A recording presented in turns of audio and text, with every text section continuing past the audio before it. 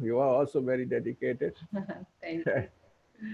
And how the corona situation is there in Delhi? Yes, sir. Mhm. Now it is improved. Sir, we are residing in the quarters. I never went outside the gate, sir. Ah, that's great. That's great. But you have to mix with people. Huh? You have to go for marketing. You have to bring some uh, food for you. Everything we are managing, then as online purchase, he managed. Oh, yes, yes. Well, that's great. That's great. How are the other colleagues? They're fine. Ah, they are all are fine, sir. Okay. So it is going to be 10:30. 2 minutes left. Yes, sir. So maybe at 10:30 exactly we want to start. Okay. Yes, sir. Exactly, we'll start.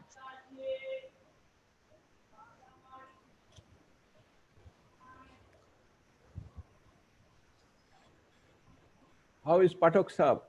Sir, he is good. Mhm. And He's Professor, regularly coming from home and he's, no. yeah, he's staying outside now. Sauji? Ah, sir is also is now he is in his hometown. Oh, he's Lisa, in Bhubaneswar. Manish. Oh.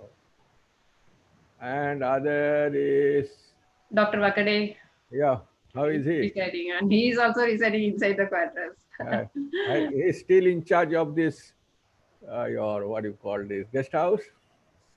No, sir. Now I think Bodla sir is in charge. Acha. Shall I start, ma'am? Ah, yes, we can start. Good morning, everyone present here. I, Ashwini Kumar Mishra, welcome you all to the 34th AICT sponsored QIP program. Now, I would like to introduce our chairperson, Dr. S. Latha, ma'am.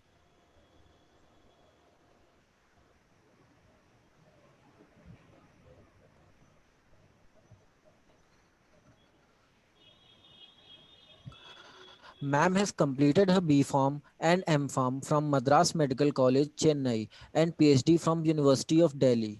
Ma'am has 28 years of teaching experience and professional experience. Sponsored QIP program in Delhi Institute of Pharmaceutical Sciences and Research, and also coordinated nearly 20 AICT sponsored quality improvement program for the teachers of AICT improved pharmacy institutes in across our country. Ma'am, her research interests are screening of anti-angiogenic herbal drugs and isolated compounds and neuroprotective effect of herbal extract and its active constituent. She has supervised many B Pharm and M Pharm degree students. She has published her work in many international and national journals. I would like to request ma'am to further continue today's session. Thank you, Ashwin. Thank So, you, ma'am. hmm, it's a first of all, I wish to thank the organizing committee to give me the opportunity for working as a chairperson for this session. And we are really, no, it's our pleasure and honor to have Dr. Vishwadit Mukherjee, sir. I know, sir, for past 14 years, sir. It's very, I always, felt very happy to work with sir. Sir is such a dedicated person. Whatever the work, he used to get. The way everybody will admire sir, the way he conducts interview, the way he completed it, complete his work, all these things one has to learn. And I'm very happy to introduce sir. You must be knowing sir very well. Sir Biswajit Mukherjee sir is a former dad fellow. He's a ex guest scientist at the Cancer Research Center, Heidelberg, Germany. He is also the sir worked as a AICT coordinator for AICT sponsored quality improvement program of the Jadavpur University Department of Pharmaceutical Technology, Kolkata. And sir has supervised many projects of different funding agencies such as UGC, CSIR, ICMR, DST, DBT, and DRDO. And sir has guided many PhD scholars and master degree students, and his work was published in many international journals. And sir is a recipient of UGC Research Award 2009, and he has awarded with APTA Professor CJ Shihu Award in 2016. Sir, over to you, sir. Oh, thank you, Lata, for nice introduction. Yeah, she is also a very dedicated lady. I have been quite aware of her for since long back. And yes, uh, it's my opportunity uh, to share something to the participants of this QIP program. But before that, I want to convey my sincere gratitude and thanks to DIPSAR to invite me to share my views, more particularly Professor Pathak, Professor Sao, Professor Goel, and entire team of DIPSAR, including Lata and others, all others who are there and organizing this particular program. So I do not like to waste my time and your time also because, uh, yes, I have to present the thing. And should I admit or? Yes, sir. No, no, Yes. I will admit, sir. Share screen. Okay. Okay. So since you give me the opportunity so that I can share my screen and start my presentation because 1 hour time is short time, you understand. So should I share my screen? Yes, sir. Okay. Thank you very much.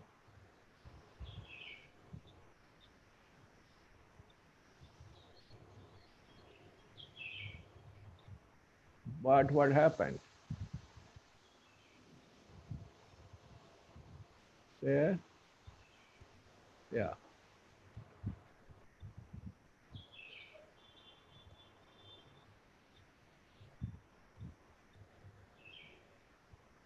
I think it's all right. Now, I think it is visible to all of you. Yes? No, sir. You are unable to see the screen? Yes, sir. We couldn't Okay. see. But I do not know whatever. Just a minute. Because technology is a big problem. And this is what? Zoom. I now like to share. Oh, it is not coming.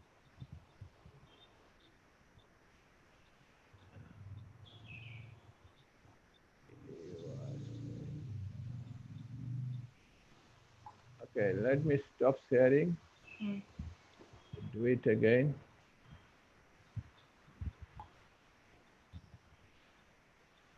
Okay.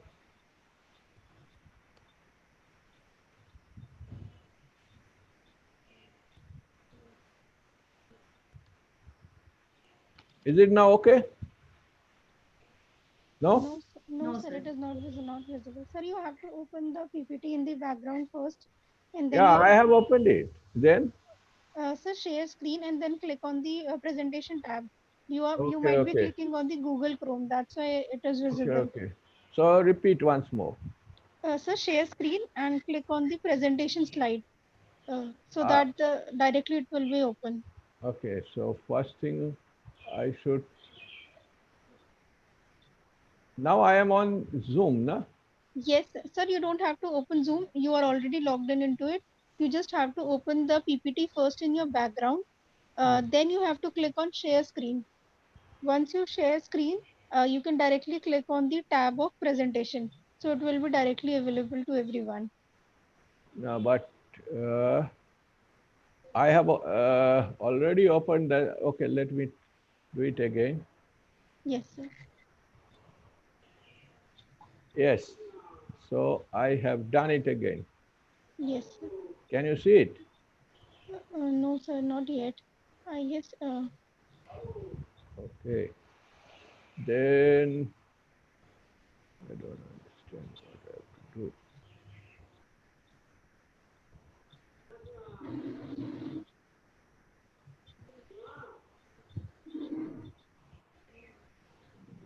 Sir, is your presentation open in the background?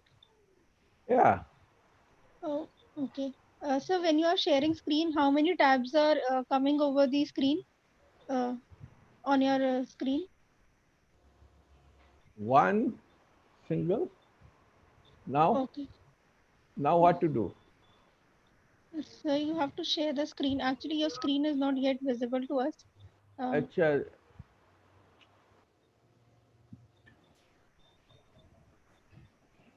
share my screen, right? Yes, sir. And then And then click on the presentation, sir. So it will be directly available. just check.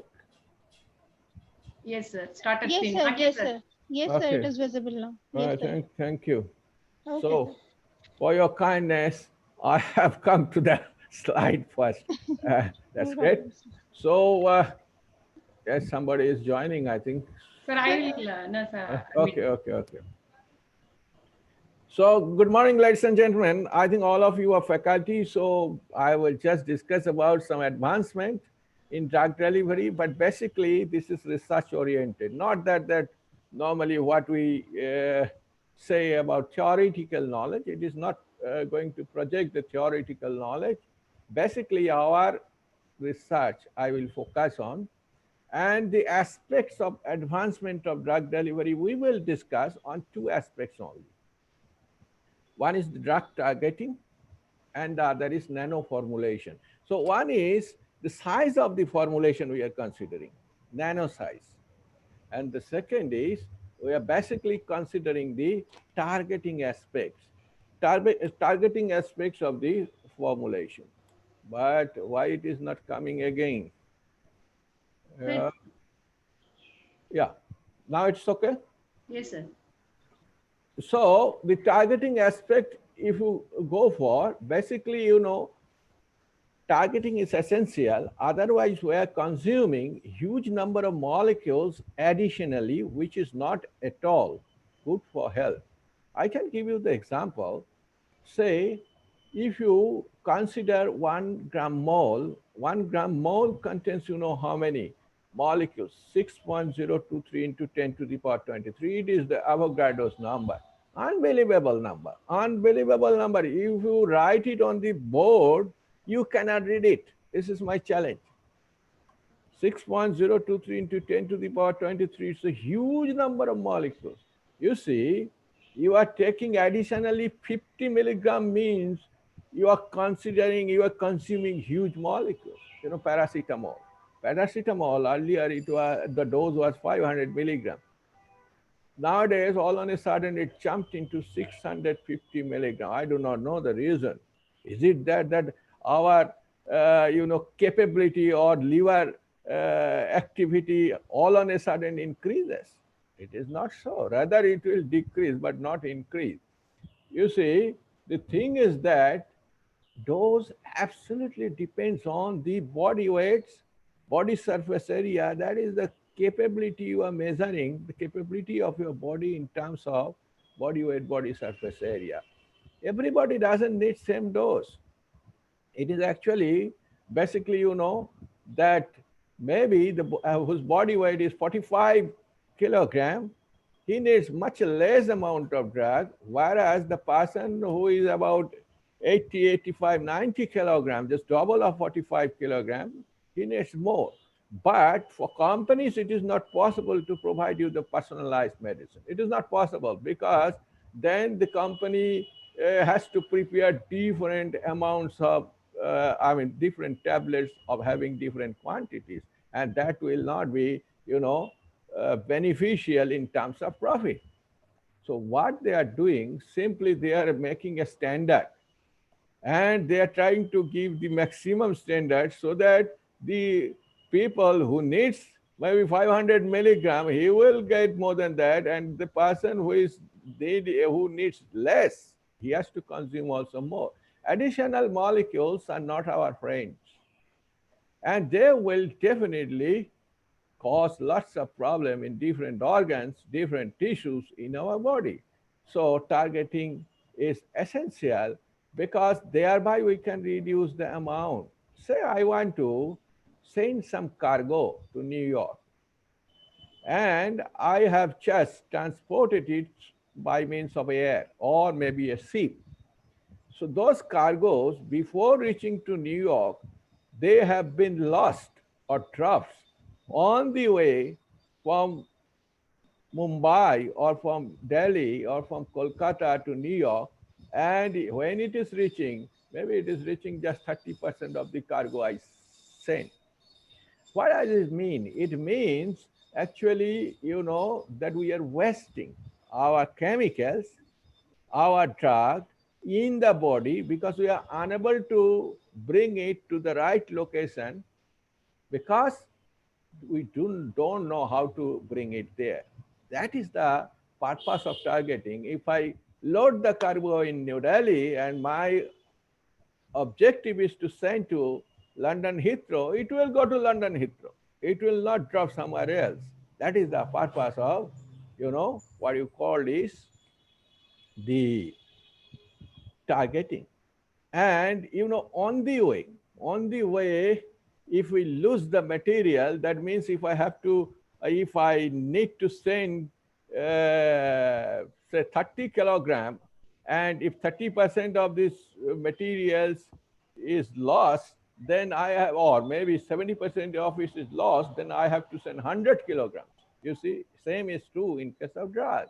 Because we are unable to give the desired amount to the desired location, because on the way it is getting lost, so that's why we are giving much more.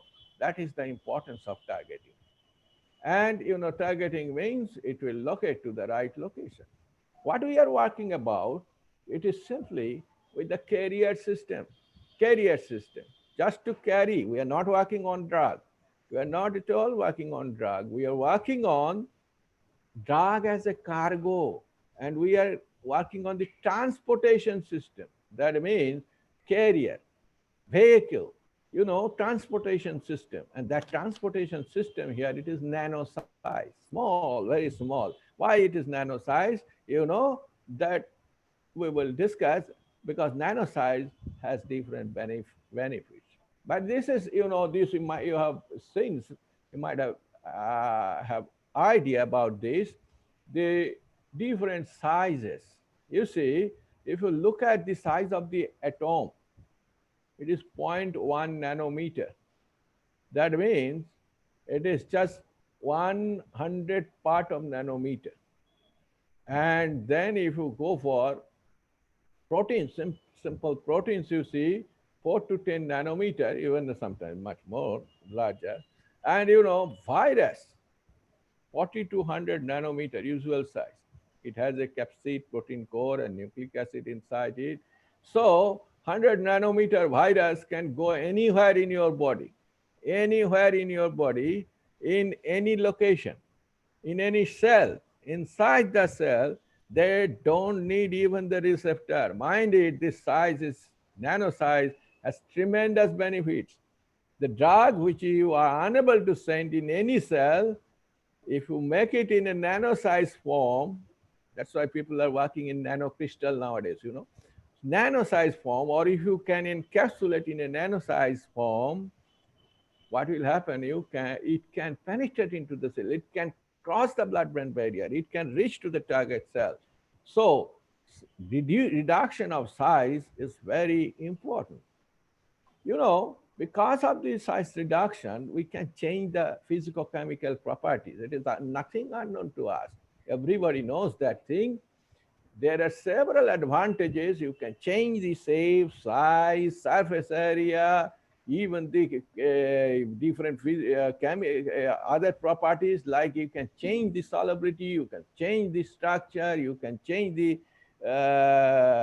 surface property like magnetism. You can bring the substance which is not having magnetism, it can work as a supermagnet, or magnetic property you will develop. It can, just the substance which is not soluble, it will become soluble. So lots of changes in physicochemical properties are there. So if we can bring a substance into nano size, the advantage is we can change we can additionally incorporate lots of, properties to it. And that is the objective, to bring it. That then you have to judge whether it could be beneficial for your delivery system, drug delivery system, or is it not beneficial? If it is not beneficial, you have to discard it. If you find it is beneficial, you should accept it. Now I can just give you a very simple example.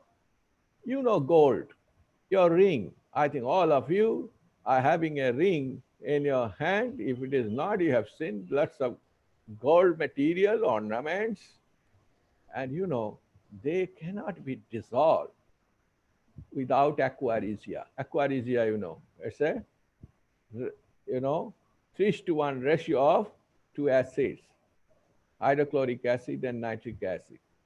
So 3:1.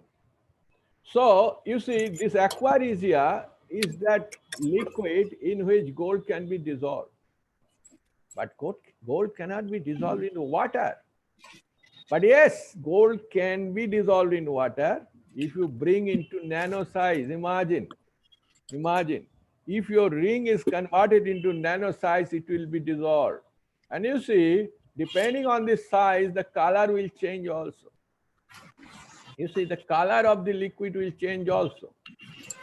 You might have seen that somebody has converted your gold ring into water, and that color you have seen maybe the white one, but somebody can convert it into black one also, red one also, pinkish also, orange reddish also. So if you can say, okay, I have seen my gold ring was converted into whitish part, but these are not my gold ring, or this gold ring has not been dissolved into this color.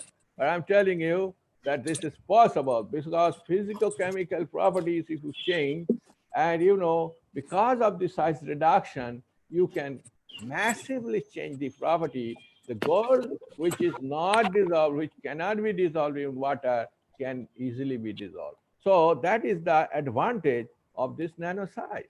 Now we are going to focus about our investigation, targeting area. So I said our formulation is nano. You can see here, the drug is incorporated in nano size, and this nano size we want to locate, we want to target to certain cells, certain areas, certain tissues of our body. So what we are doing, we are using aptamer. Now you have to know what is aptamer. Aptamer basically the nucleic acid sequences. Nucleic acid sequences, it is a single stranded nucleic acid. Single stranded nucleic acid means Nick type nucleic acid. And then the disadvantage of this single stranded nucleic acid is they are very much susceptible to degradation. So because there are lots of DNAs, RNAs, enzymes are there in the system, whenever they will go, they will split it. So you have to do certain thing by which you can protect this nucleic acid. How can you protect this nucleic acid? You see, I said little early that nucleic acids are destroyed by what? DNAs, RNAs. But DNAs, RNAs, they don't have eyes. They cannot see it. They recognize the sequence and then they change it. They delete it. Now you see, what sequence they recognize? Phosphodiester. So you see, here there are 4 oxygens are there, and this linkage is normally there, are capable to detect. So if we can modify this area, what will happen? You can protect the sequence, even the next sequence in the system, because the DNA RNAs cannot recognize that. And here we protect it using sulfur instead of that oxygen. So it is called phosphorothioate linkage. There are different ways you can, even nitrogen, even oxygen, in other way around. So you see different ways you can protect this or change this area, because you see, and thereby you can protect it in the system. But what I understand, what I like to focus, that you can say, somebody, I'm getting some sound. So please mute your system. Yes, mute your system. Now you see what is important in this sequence. One important thing is there, that why you can say, sir, why are you changing this phosphodiester linkage? You can change the bases also. You can change the sugar also. I am telling you it is not possible. Because if you change the base, mismatching will be there. It will not bound. If we change the sugar, character of this nucleic acid will change. RNA will no longer be RNA. DNA will no longer be single-stranded DNA. So that's why you can, and you can change this phosphodiester, and that is the area also, fortunately, where DNAs, RNAs, enzymes work. So thereby you can develop this FTMR sequence with the specific targeting. FTMR small nucleotide sequences, but they are not linear sequences. They are having some three-dimensional structure. So all small nucleic acid sequences are not FTMR. FTMRs are those who are capable in the small sequence, who are capable to form a three-dimensional structure. And because of that, they're capable to bind with some nucleic acid, with some proteins. So that is why FTMRs are used. But FTMRs are not easily available. You have to design, you have to plan, you have to find out, and you have to see whether they form the three-dimensional structure nowadays because of the different earlier what you call is this high throughput screening through computer. You can get that which sequence possibly can go for this three-dimensional structure and which type of protein it can bind. So accordingly, this is developed. This development is also interesting. Now you see, then this FTMRs is linked, and then this is, once this is linked, the purpose is this is your ligand to target the proteins. And this is the mechanism for targeting for this experiment. This experiment, basically what is there, we have incorporated one chemical, epigenin flavonoids. You know that this is, many people may be working on that, and these chemicals has enormous potential, but if you give it orally, its potential is lost, because most of the flavonoids, they are having very interesting property. you know they are hydrolyzed in acidic condition and alkaline condition. So acidic pH also they are destroyed, alkaline pH also they are destroyed. If it is destroyed in the acidic pH, it is fine. You can put it in the tablet, coat it, enteric coating, and allow it to go to the higher pH. But it is not that. It is both in alkaline pH and acidic pH they get hydrolyzed. So it is not wiser to give flavonoid orally, because it is hard to product, because in under both the conditions they can be destroyed. So what is the way? So we have to use in terms of nanoparticles, so that you can inject it and it will remain in the blood, release it, and it can locate to the target area, and thereby it can be helpful. Now question is, this epigenin has enormously good property against cancer and against diabetes also. We worked on diabetes also. I have found that it has a very good, property against diabetes. Anyway, here we are just discussing about colon cancer, the colon cancer model. So if CAM receptor is capable to bind the FTMR with this receptor, CAM receptor, and it can then release the drug inside. It can go inside, then it splits, and that is what you call by endocytosis, and then the drug molecules comes and then they work in the cells. So basically, this is the main focus of this study. And what we did, the normal, common, usual studies are there, like physicochemical interaction and all these things. I'm not going to discuss much about that. I'm focusing that whether your FTMR has been conjugated or not, whether your FTMR has been ligated with the nanoparticle or not. That is very important to understand. And that is what we are doing. You see, this is a gel picture. You can see this is your FTMR, pre-FTMR, and this is your conjugated. So when it is conjugated with nanoparticles are heavier, so So they're unable to move from the well. Whereas pre-FMR, you see it has moved. So this picture clearly shows that yes, conjugation of FMR is there. Now, if we go for the particle size and zeta potential, all these things are the standard. You have to do it, and you can see nearly 100 nanometer size of these particles are there with a slightly negative zeta potential. So this is the FMR. We have made it with the PLGA 85 is to 15. We work with different PLGA, 75 is to 25, 85 is to 15, 50 is to 50 also.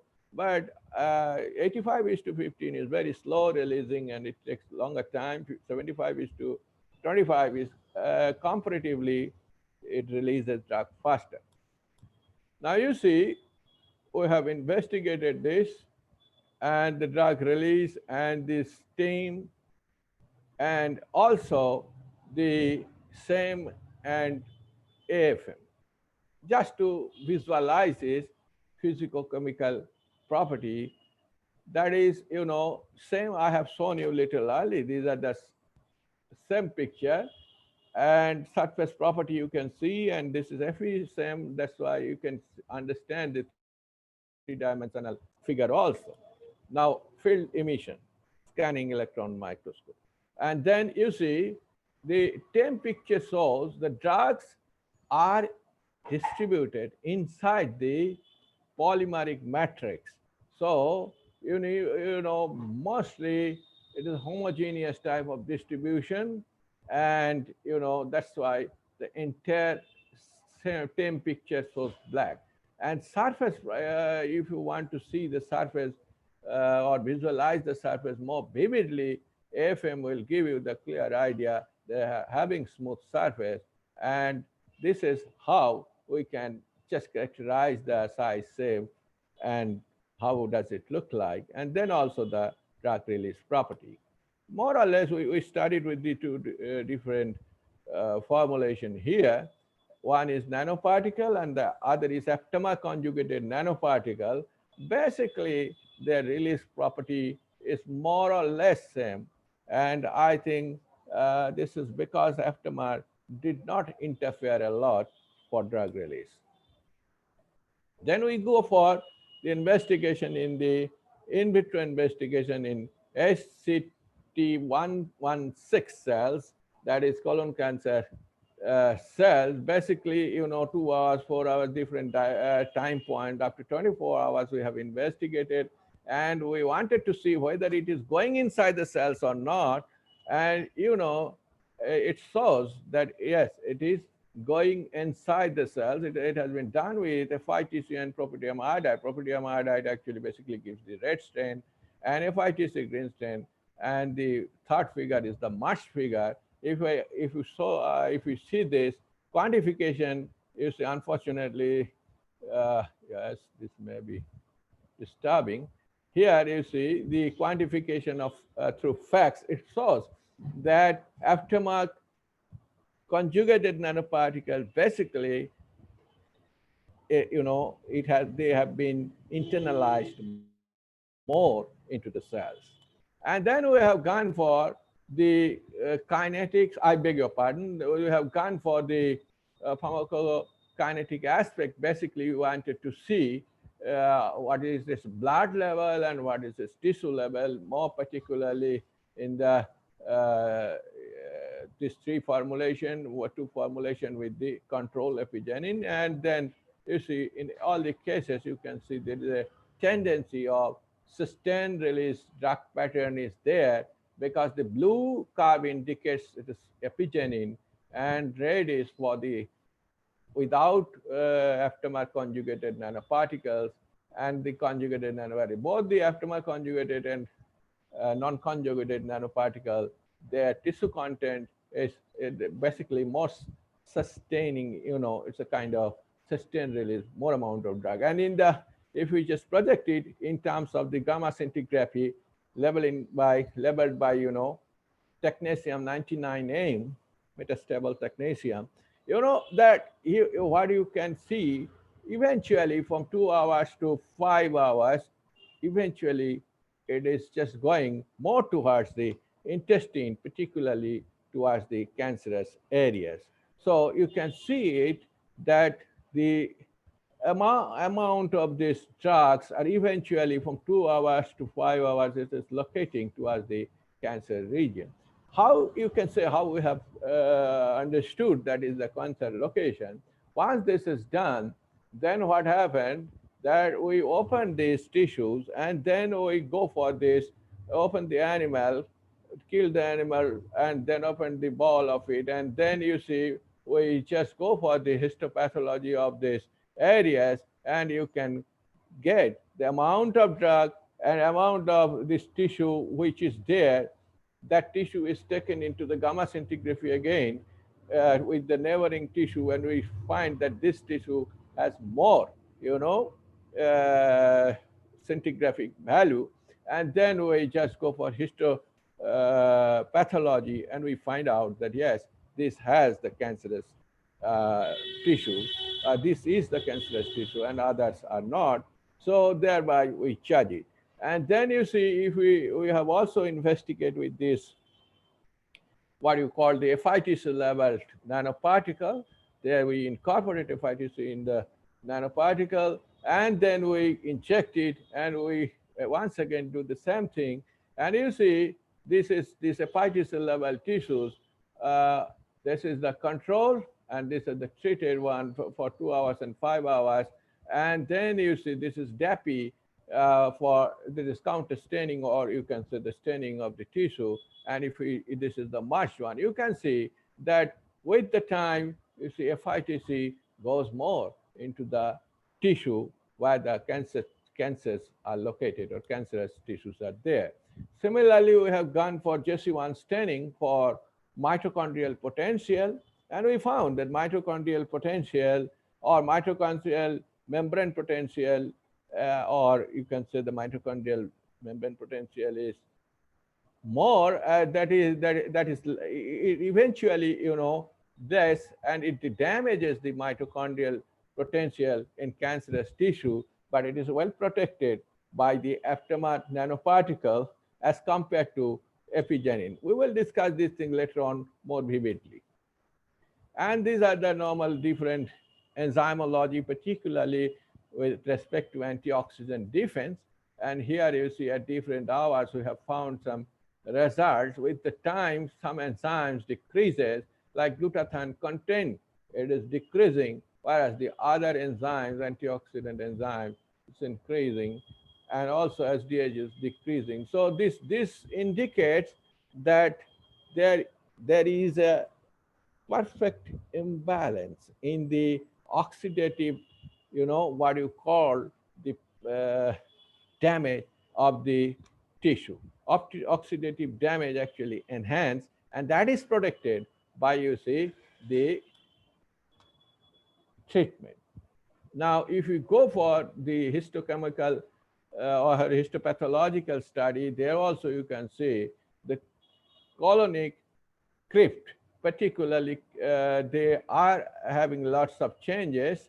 If we go for the G and H, these two, those receive the aftermath conjugated epigenin containing nanoparticle.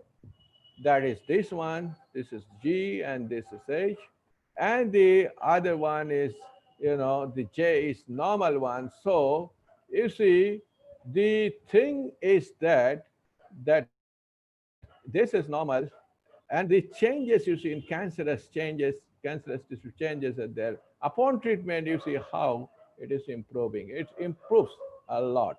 I'm not saying 100% improvement is there, but crypt focal location, I mean the crypt foci, they are more or less similar as almost near to similar compared to the normal one. This we have published in Applied Biomaterial, SCS is Applied Biomaterial. It is much more in detail. All methodologies and everything has been given. Those who are interested, you can see. Now I will focus on another studies. This is also aptamer conjugated nanoparticles. But here we are studying how it improves the hepatocellular carcinoma. That is basically, we want to study the targeting of hepatocytes, neoplastic hepatocyte, and how it works. This is a very recent publication of us, and you know, it is in molecular therapy nucleic acid. In 2020, we have just published. So it is available in the, you know, what you call this, the online. So those who are interested, it's freely available. You can download and you can see it. Now here also we have studied, we have investigated that all those basic things. You see, these are, we have used two different aptamers here. Actually, we have used five different aptamers, but two of the aptamers we have selected as this we found to be potential.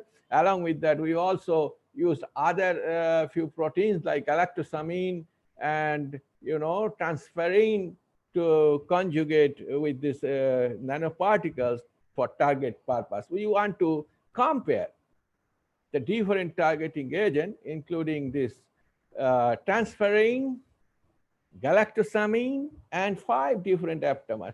And among them, we found that two different aptamers are quite successfully targeting, so we selected them, and this is their results. And you know, these results, with these are the free aptamers, and these are the, you know, you can say the nanoparticles of this conjugated with this aptamer. This is nanoparticle conjugated with this aptamer. They are the ladder. So thereby we have understood its conjugation. Then we wanted to see the quantitative uptake of the nanoparticles. You know that if you want to if you want to investigate in vitro the any uptake study or any in vitro study, normally it is important to know that at least you have to take two different cells, say in case of cancer, two different cancer cells and one, at least one normal cell. So here we have taken these two cancer cells. One is HG2 and the other is HUA7, HUH7 and HG2. So these two cell lines we have taken, and the results he had given, you see the quantification, and you see this is, you know, different findings of different, this is for, you know, L is for aptamer, different aptamers we have given, and their quantification is just given here. You see the PTX means here the paclitaxel we have used as drug, and nanoparticle L5 aptamer. You can see the L5 aptamer, and then here in the second case also L5 aptamer A and V. For this, both the cases, you see uptake at 4 hours, it enhanced quite a bit as compared to the other.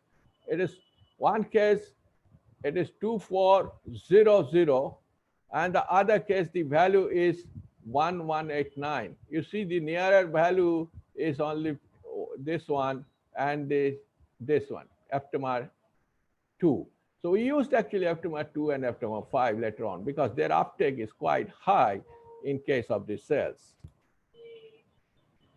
Then obviously, you know, the IC50 value you have to determine. The IC50 value we have determined. Many cases, you know, the aptamers, they could not so significantly good results. So we have discarded them and we have selected these two aptamers.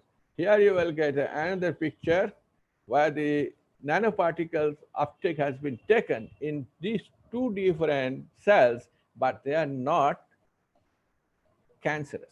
They are normal cells, Chang liver cells and WRL 68 cells. So these are normal cells. Interesting, very interesting results you see. Here, uptake is more or less compared to normal similar. No much changes there. If you consider L5, this one, just see my, look at the arrow I am moving. All the cases you compare with this control, this one, left side. It's a more or less similar findings. That indicates the aptamers actually binds with some protein. That protein is not available on the normal cells. And that's why the the uptake is less. Uptake is more or less similar to normal, or more or less similar to nanoparticle in other case also, because see what is the significance of targeting you can understand. These are the facts data. One of the facts you understand, flow cytometer. One of the latest, machines. You cannot manipulate anything here, impossible. Such a sophisticated machine. So this data clearly indicate that why the targeting, significance of targeting. See how much difference is there. There is a huge difference of uptake once the formulation can bind with the receptor and once the formulation is unable to bind with the receptor. So that is a very, very interesting finding. And that is also a very good findings to understand the capability of the formulation to reach to the target. Now, this is another case here also, which investigated, but this time, this is different. This is cell cycle. Cell cycle, this is also with FACS, flow cytometer. Cell cycle analysis, and cell cycle analysis, what you can see in L5, cell cycle you understand. S, then G2S, G2M, G1. There is also one is there, G0. G0 is for the cells which are unable to divide. S is that particular cell cycle area where DNA synthesis starts. G2 is now with the DNA synthesis, proteins and growth is there, the cell is now ready to divide. And M is what? M is for cell is under mitotic cell division. And then again, G1 is cell division is over, cell is now once again growing. So these are the more 4 classes of cell division. You see, if you look at this, after my treatment, you see, mostly the maximum, it goes to, if you treat it by L5, mostly it goes to G2M. G2M, that is, G2M means the cell is just before mitosis and going to mitosis. So this is quite a high value that is satisfactory because, paclitaxel basically block the spindle formation in the mitotic process. So thereby it actually regulates the cancer cell proliferation. So this is very encouraging, and this is true for both the cases. Both the cases, you see, this is true. Basically, the high percentage, high data, high value of data is there in case of the G2M for this, and also for other case also, for L2. Now, this one, another study where we wanted to see the DNA damage, DNA fragments, because that DNA damage, you project it, okay, it is going to G2M, but whether it is working or not, yes, once again, you can find that this is working. 86877 and 86283. This value indicates they are quite high as compared to control, as compared to the other. This is the marketed formulation. You see, there is a huge difference. Huge difference is there in this formulation. This is quite satisfactory. APO, BRDU, DNA fragmentation reagent as a kit was used for this. And then we have analyzed through FACS. And this data, nobody can deny. This is so important to understand that there's a huge, huge differences there. Then, of course, what we are convinced that it is blocking the cell cycles in G2M. It is damaging, it is controlling that means this DNA fragmentation is there. That means it is controlling the cell division. Now we have to understand whether it is going for apoptosis or necrosis. This is very important because apoptosis is a different phenomenon. Necrosis is a different phenomenon. Apoptosis, basically, the programmed cell death. That is the death which we want. If your formulation is successful, it should undergo apoptosis. But if your formulation is not successful, it will cause severe toxicity in the cell and it will cause necrosis. Necrosis means direct killing of the cell. Like what I want to say, like if you use some poison to the cell will die immediately. And this is like nitric acid. If you pour nitric acid onto the cancer cell, they will die. They will no longer be immortal. But that is not the treatment. That is, a kind of, you are just causing necrosis of the cell. That is not never wanted. So you see, you have to go for the apoptosis. Now you have to see whether apoptosis is there or not. For that, we have actually gone for two different ways. One, we wanted to see morphologically, what morphological changes are there. And then we wanted to see with the terms of apoptotic marker. I will come to it. You see, what we have done here, we have used acridine orange, AO, acridine orange lithium bromide staining method. And with this, then we have studied it in confocal microscopy. First of all, you have to understand, I do not know, people are still admitting, it is 11, I think, few minutes past 11 also, I think 10, 11, 15. Anyway, people are still admitting. So what is important here, see what is the advantage of this staining? Acridine orange, lithium bromide. You know that normally, in case of normal cells, it provides green color, green. And then if in case of the early apoptotic, it will be further, brighter green. And in case of necrosis, it becomes oranges, yellows to red. And in case of late apoptotic, it becomes also oranges, yellow to red. Now I will tell you what is the difference. First of all, in case of the normal cells, you will find the normal configuration of this or normal appearance of this nucleus and cells that you can see here in this case. And you see the second case, this is for the marketed formulation. This is aptamer without aptamer nanoparticle. This is aptamer L5, L2, and L1. Three different aptamer here we have compared. So you see the difference is there that when it is just green in normal case, when the membrane integrity is lost, in case of the early apoptotic cell, it is green but brighter green. You see lots of brighter green cells are there. It is much more brighter than this, brighter greens. And nucleus are patchy. And sometimes the, what you call is basically condensed or chromatic condensation. So, that there is a chromatic condensation in the peripheral part of the nucleus. You can see lots of this is there in MF figure. Lots of these things are there mostly around the nucleus.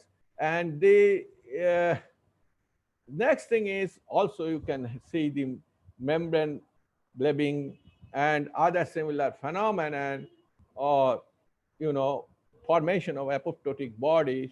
And then in late apoptosis, what happened? Late apoptotic, similar things are there, much more, but color changes. You can say it will become mostly the patchy nucleus and also chromatic condensation. You can say, you can see this. You can see here, similar things are there, chromatic condensation at the peripheral nuclei, peripheral region, and the patchy nucleus. So lots of things, similar things are there. But this is the indication of late apoptosis. But when the necrosis is there, that is also red, but the difference is this nucleus will be absolutely like normal. No much change, no much change. As normal cells are there, it will have the similar structure, similar things, but the color of the cells will be red because it is instantaneous death of the cell because of the necrosis or cell death occurs very quickly. So there is no scope of such changes in this chromatid and chromatic condensation. It's not a slow process like apoptosis. So that's why this happened. And thereby you see in HepG2 cell, we have seen such morphology upon several different treatments. Similarly, if you go for Hua cell also, you will find that similar treatment is there and finding is most satisfactory in the aptamer conjugated nanoparticle. However, it is more in case of L2, L5 and L2 also. Now, if we go for the normal cells, I beg your pardon, this is also related to the HepG2 cells. And if we go for the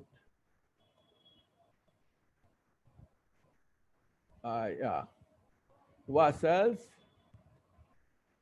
I think normal cells are there. Later on, I will show it.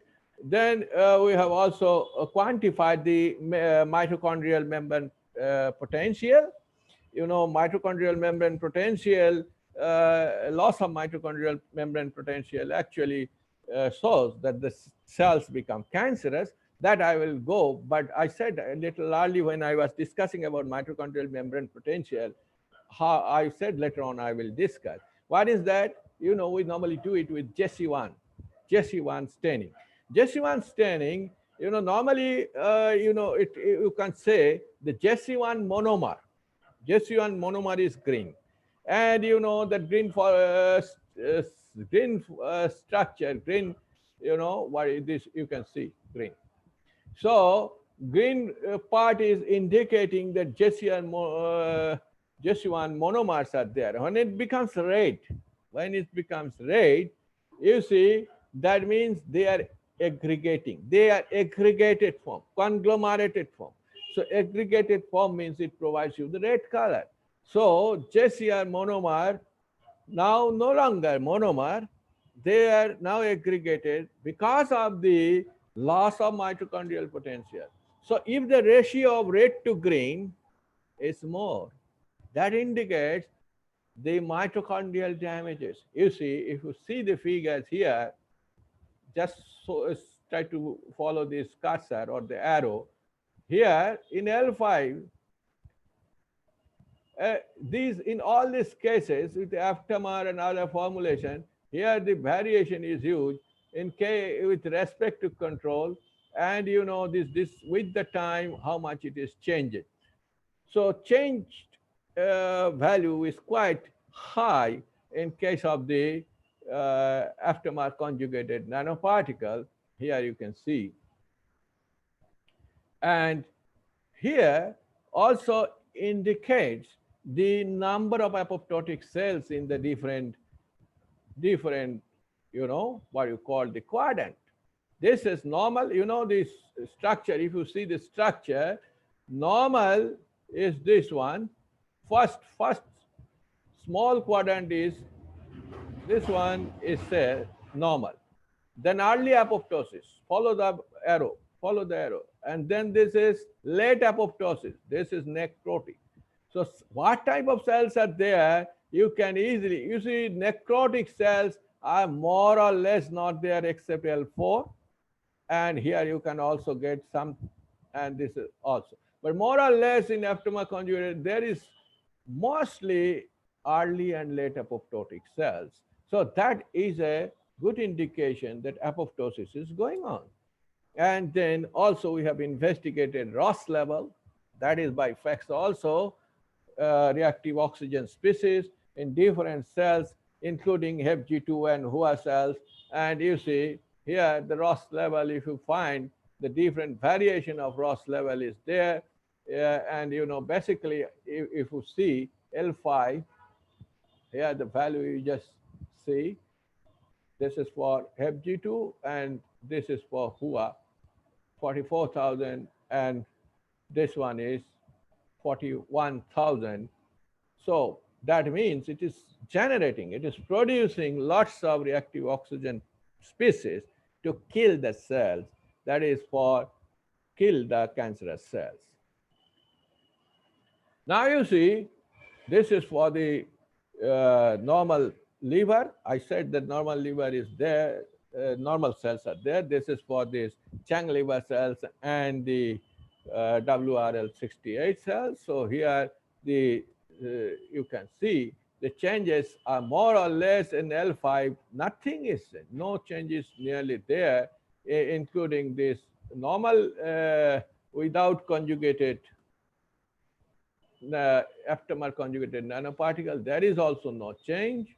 Their cells are like normal cells, but the changes are there in case of marketed formulation and also some varieties of aptamer conjugated nanoparticles, that is other aptamer conjugated nanoparticles. So you see, outcome of these studies, what we understand at this moment, that aptamer conjugated nanoparticles, both L2 and L5, are quite successful to deliver the drugs in the cancer-specific cells rather than the normal cells.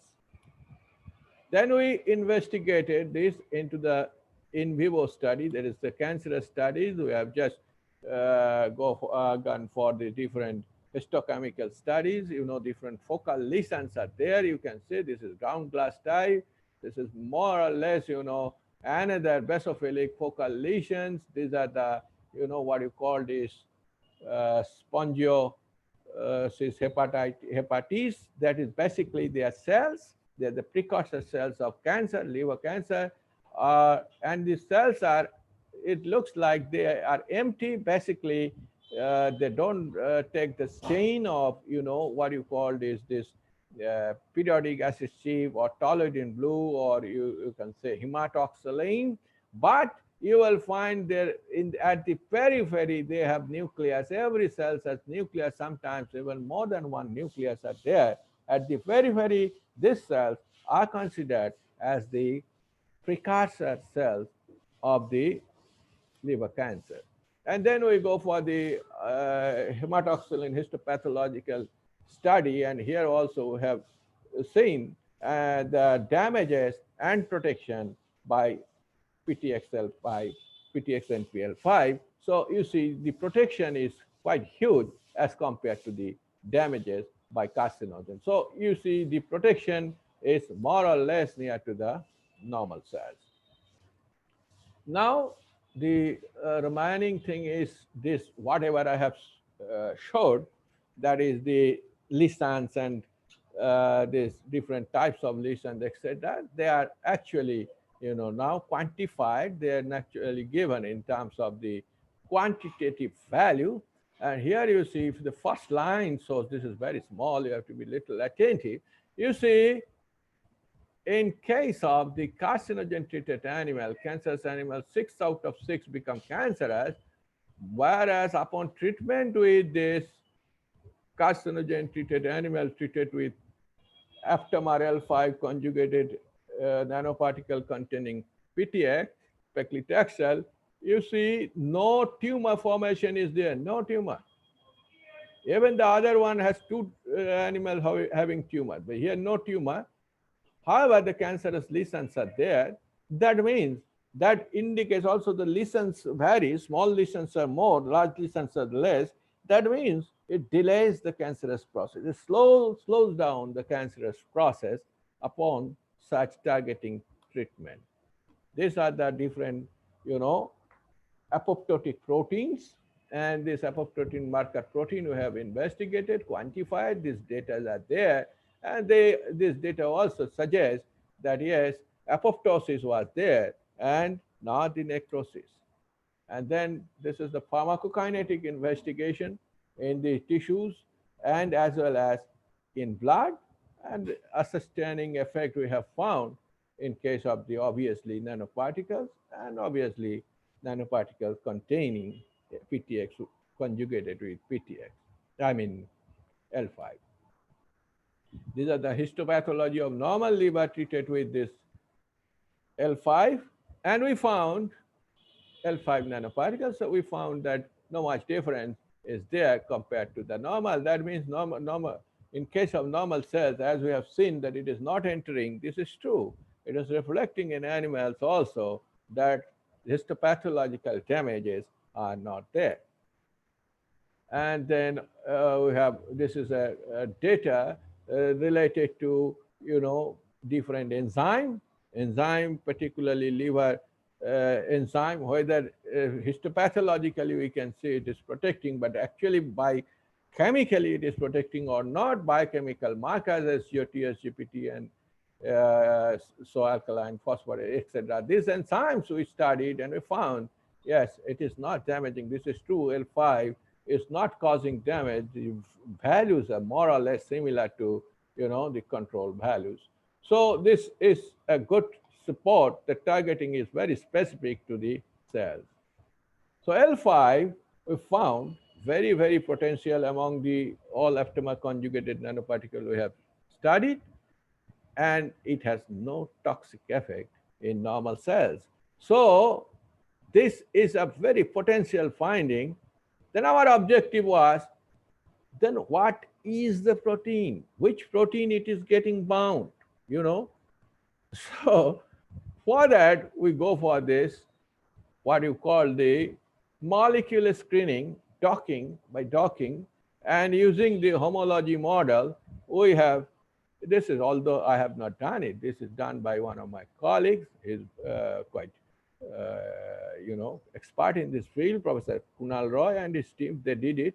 So you see, this homology, we established that these two proteins are capable of binding, this aptamer L5.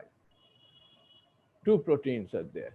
One is Hitchcock protein 70, HSP 70, and the other is TEC 72. So these two proteins are capable of binding the aptamer conjugated nanoparticles. So basically, I think I have taken at least half an hour more time, and there are also a number of other slides, other experimentation, but time is over, and I have taken enough time. But interestingly, I found even the people are joining almost when I am going to close. So thank you very much. If you have any question and queries, feel free to ask me. Or if you ask me to continue, I can continue another half an hour. Sir, you can continue for some more time. Next speaker has not, sir. Okay. So very good. Pretty good for me. But whether the other people are actually willing to listen to it or not, that is also important. Anyway, I am going for another study. The other study is related to, this time no longer aptamer. We are using CD340. CD340 is actually an antibody, monoclonal antibody. So we are using this antibody and conjugating it with the doxorubicin loaded nanoparticles. And then the objective is just to see whether it is working in breast cancer model or not. That is particularly also whether it is inducing apoptosis and also reducing tumor or not. That is the thing. Another thing is there that, what you call that doxorubicin, they normally cause what you call is this toxicity in heart, cardiotoxicity. So in terms of this nanoparticle formation, that is, what you said, this delivery system, whether it is capable to reduce the toxicity or not. So this is the way we have developed the formulation. This is I think detail you can download this International Journal of Nanomedicine. So it is just published in 2000. I do not know 19 or 2020, because it is just the marginal part of the year it was published, I think in 1999 December, 2019 December, or maybe 2020. So this is also a latest publication of ours. So here you see we have used for conjugation, normal standard method we have used, but conjugation we have used BS3. BS3 basically, you know, suvaric acid base. Suvaric acid base is sulfohydroxy succinate ester. So this is used for conjugation purpose of antibody, and the standard methods are used, and you know, thereby we have conjugated. For conjugation purpose also we have used another chemical, that is d-alpha tocopherol and polyethylene glycol succinate, which is normally called TPGS, more popularly called TPGS. So TPGS was used, and by using this, we have conjugated the aftermath. I beg your pardon, the antibody. The total scheme is there. Detail those who are interested in. Hello. Yes, please. हाँ, good morning. हाँ. Hello. Yes, please. Are you talking to me or? So, I do not know. Maybe the lady has a call. Anyway, so thereby you have conjugated this. And the thing is, composition of various experiment composition is there. What are the chemicals we have chosen, at what ratio, what are the sizes we have got, and then their zeta potential, their polydispersive, all this physical chemical characterization is there. After that, you know, we have also gone for this SEM, and with the size and the, what you call this, zeta potential, we have just given it. We have used different stabilizers also, and then we have selected the formulation, and these are the figures of best formulation we have selected, and the AFM is there, TEM is there, SEM is there.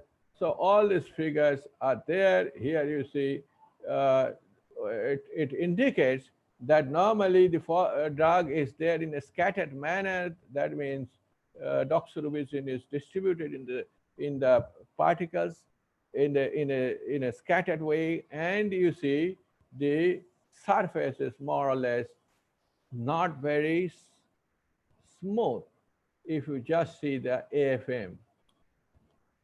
And then you see the drug release kinetics data is there, and there we have found that Higuchian kinetic it is following, that is the matrix type kinetic it is following. Then we go for the conjugation. Next, this is very important to investigate whether conjugation is there or not.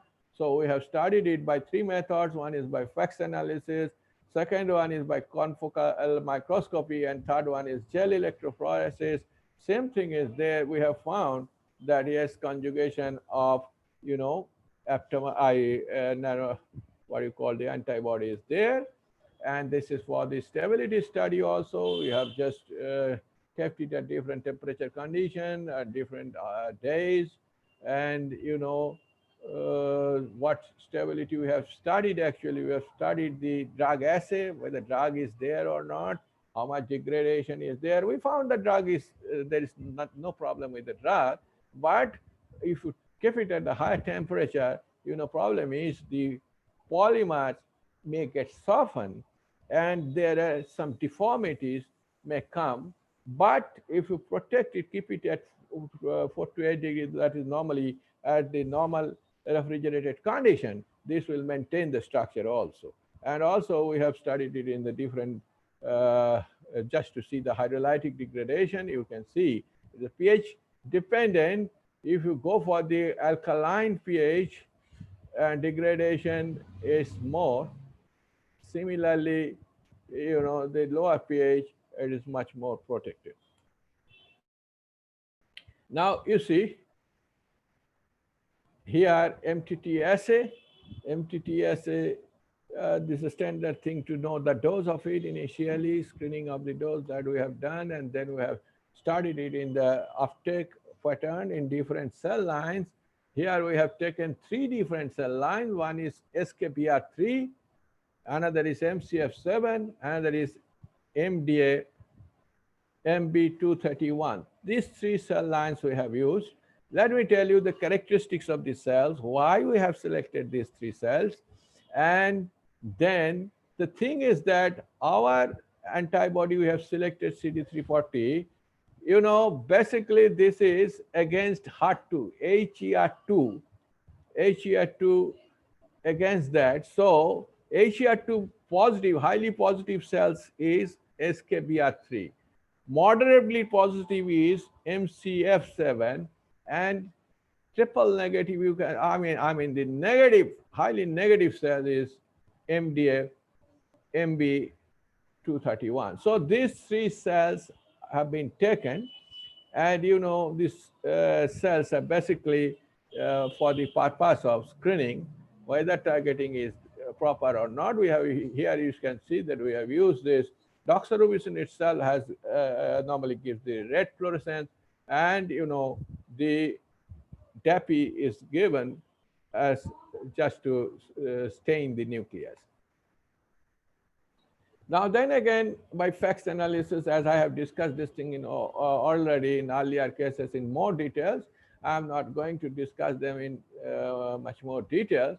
We have also studied in all these three cells, like cell cycles, apoptosis, and there also we found that the last one, doxorubicin ABNB NP formulation, that is this antibody conjugated formulation, showed much more favored result as compared to the other.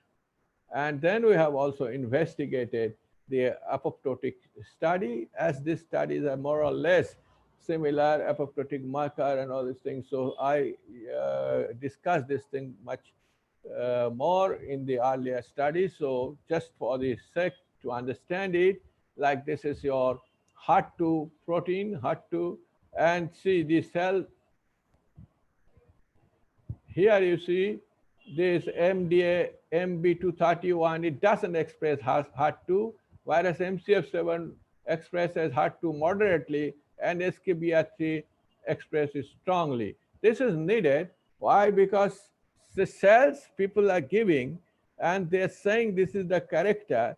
Based on that, you cannot study. You have to investigate it first, that whether whatever they said, whether it is correct or not. Only then you can, because the cell character is very, very important. And because based on that, every inter-study is you are focusing. So you have to verify the cell character. Once it is verified, then you see, this is just, you can see beta-actin loading, just to understand the loading. And then you see here, we have gone for the cleavage of this protein, PRP1, and then with the different treatments. These are the apoptotic marker. And then you see here, you can see the apoptosis is shown by cleavage of the PFPR2, PRP1 strongly in these different cells in a variable way, particularly when you are using this nanoparticle, antibody conjugated nanoparticle, the clip proteins is, much more here. And in the different cell lines, MCF7 and SKBR3, where strong expression is there, this clipped this protein. Then also we have investigated the pharmacokinetic study, and there we have seen the sustaining effect. Eventually, it is existing for the nanoparticles than just simple doxorubicin. This is an interesting study. As I said, that we wanted to see the cardioprotection. Cardioprotection means doxorubicin, if it is encapsulated with, what you call this in nanoparticle, whether they remain protected or they cause toxicity on heart or not, because normal doxorubicin causes cardiotoxicity. What we have investigated by two different ways. One is we have investigated the histopathology, that is the figure B, and the other is the RR interval. That is, RR interval, basically, it is a QRS signal. It shows the intrinsic property of the sinus nodes, and also it is autonomic phenomenon influences, you can say. So here you see doxorubicin nanoparticle, it conjugated nanoparticle, antibody conjugated nanoparticle, and normal, they are more or less having the RR interval same. And you see blank nanoparticle also same, but whereas doxorubicin, free doxorubicin, it gives much faster, you know, RR interval compared to even doxorubicin nanoparticles. So that indicates that cardioprotection is there. And also you can see here the blank control, doxorubicin nanoparticle, and antibody conjugated doxorubicin, they are more or less same. But free doxorubicin, how much it is damaging the heart. So doxorubicin injection is not at all safe for any patient because it causes lots of cardiac damage. And other data are there like enzymology and others, tissue content, different tissue content of, the formulation we have studied. Liver content is obviously quite high. Along with that, in the different parts, we have just to investigate its distribution pattern by leveling and by scintigraphic imaging. And then this is interesting. We also wanted to see how it is working, where it is getting deposited in after the treatment. You see, this is also radio labeled doxorubicin. You can see figure 1 and figure 2 is it's on nude mice. We have investigated this thymic nude mice. You see, we have just by injecting the cancerous cells. These are the, what you call this xenograft tumor. So this is here no treatment is there, normal saline treatment is there. This is the largest size of tumor you have given it here in the scale. And this, pre-doxorubicin, it reduces it, but not much.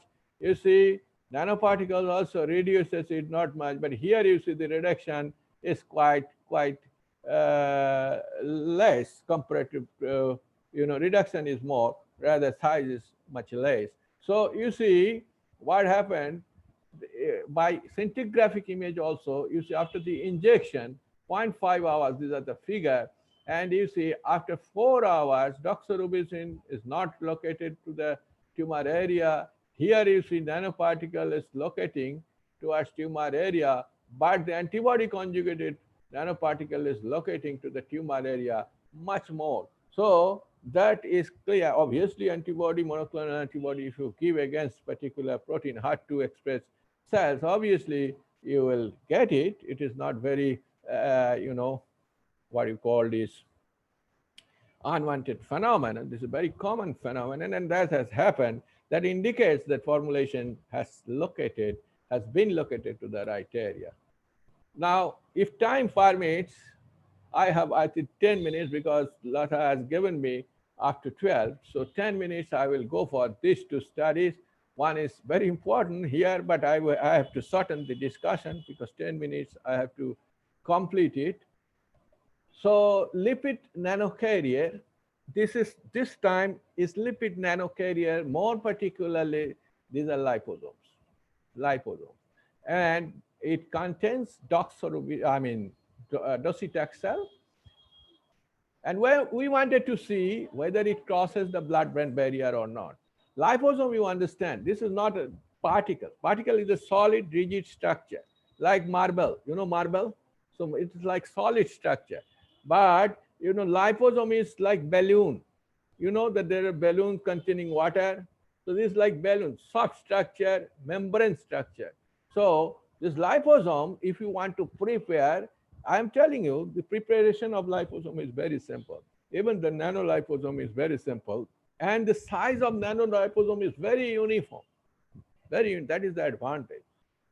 But you have to show at this nano size, they're well protected.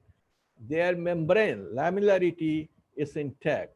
So, and then we wanted to see whether it is crossing the blood-brain barrier or not. These are the liposome. You see, the more or less their size is homogeneous, very, very uniform size.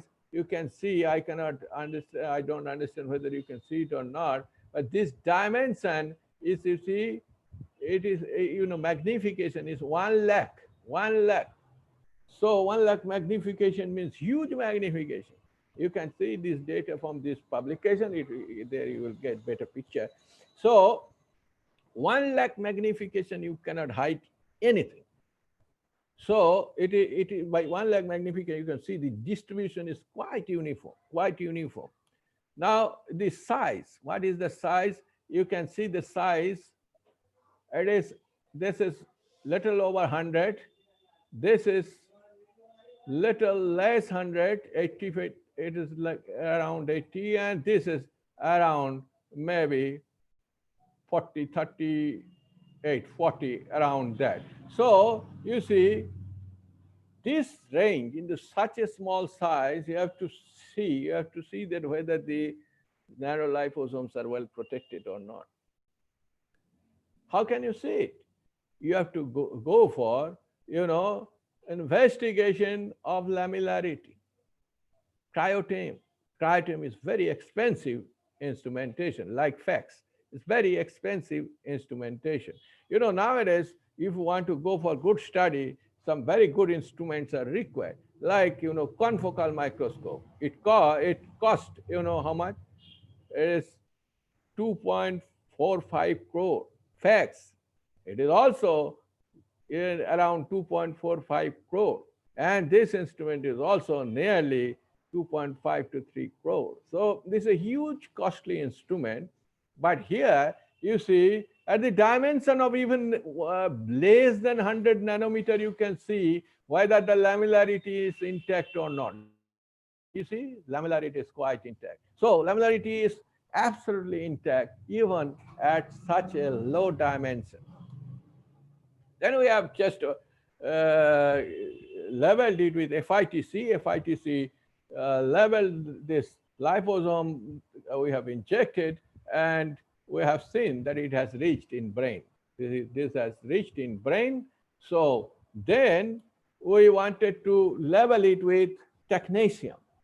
And after leveling with technetium at 99 nm, we wanted to see whether it is reaching in brain at all or not, crossing the blood-brain barrier, how much it is crossing in the short hours. Just see the figure, you will understand. This is normal. It is normal drug, free drug, nothing rich in brain. This figure 4, G and H, nothing rich in brain. But here you see in 3, it is nanoparticle, it reached in brain, but very low amount. But you see, I mean, not nanoparticle, normal liposome. And when we have studied with our formulation, we found that it is reaching extensively with 400-500 times more in brain. Now I want to tell you what is our formulation, what is liposome. Actually, both of them are our formulation. Liposome initially we prepared by standard chemical. Just to listen to me very carefully, what I am telling you, normal liposome we have prepared, you see it is reaching in brain, you can see it, but very low amount. And this is our formulation also, normal liposome, like phospholipid and cholesterol. And then we found, okay, it is reaching in brain, but not in the satisfactory amount. What should we do? We planned. And then we thought, why don't we incorporate something which is present in brain and just to see how much it is going. It works like miracle. We have selected one lipid which is present in brain. And along with this phospholipid and cholesterol, we have used that lipid. And that causes miracle. You can see 400 to 500 times more it reached in brain as compared to this, right? Now I can just show you this thing. What is that lipid? It is nothing but DSPE. So this DSP lipid, it is present in brain, quite a huge amount in our brain. So see, targeting does not necessarily mean always active targeting. You can just use your intelligence, incorporate it accordingly. You do not know what could happen. You can see the result says what a huge amount of formulation is reaching in brain. And then, of course, we have studied it in terms of the pharmacokinetics, and we have seen that yes, it is reaching in brain quite a huge amount than the normal nanoparticle, normal liposome. So you see the difference. It is reaching also in brain. It is reaching also in brain. See the difference. How much difference is there? Anybody can understand. Yes. So another study, I have few minutes left, so another study I will focus here. Here you see, very interesting study. It is also just to focus the blood-brain barrier, whether it is crossing. That blood-brain barrier, but the drug is here highly water-soluble drug. You know, it is impossible for any water-soluble drug to locate in brain. But yes, it is possible simply by designing it properly. And we use this nanocarrier, nanoliposome, and then we did it. Here our objective was that we wanted to also use certain lipid which we have developed in the laboratory, and this lipid composition is there. We have used stearic acid, oleic acid, and palmitic acid at a certain ratio, and we wanted to all this, you know, they're stable, membrane stability is there, the formulations are uniform. And then you see in the large picture also, you can see the lipid, what we have developed, MGF. That lipid is quite comparable with the SYF, that is the lecithin, and see the comparison of its arrival into the brain. So this is normal case, it is not reaching in brain, and these two data are quite comparable, reaching in brain. So this is quite satisfactory that you can deliver the drug into the brain. These are the standard experimentation. Here you see we have just studied the half-life and clearance. I can show you the changes. Yes, the half-life is 1.15 hours, just AZT, that is the suspension of this doxorubicin, AZT suspension. And using our lipid, it has increased to 9.7, and normal phospholipid it is 7.64. Therein, qualitative data you have seen more or less comparable, but here you can see the difference is there. 7.6 by normal phospholipid, and with our lipid, it is 9.7. You can say how much you have increased. How much you have increased means nearly 2 hours. You know, it is half-life. Enhancement of 2 hours in half-life means this is not just if I have a drug of 4 gram, it will be 2 gram after 2 hours. No, then it will be 1 gram after another 2 hours. Then it will be 0.5. So it's continuous exponential. So if you enhance 2 hours even, that will remain in the system much longer. So that is the advantage, and also that reflects in terms of the, you know, clearance. Clearance is also this is free, 37.3, whereas it is 5.9 and 6.3. Here the clearance of this normal phospholipid is more, I mean the drug from normal phospholipid, whereas the MGF, it is even less as usual, because it reflects the data of half-life is correct. So thereby we can develop the different formulation, we can target it.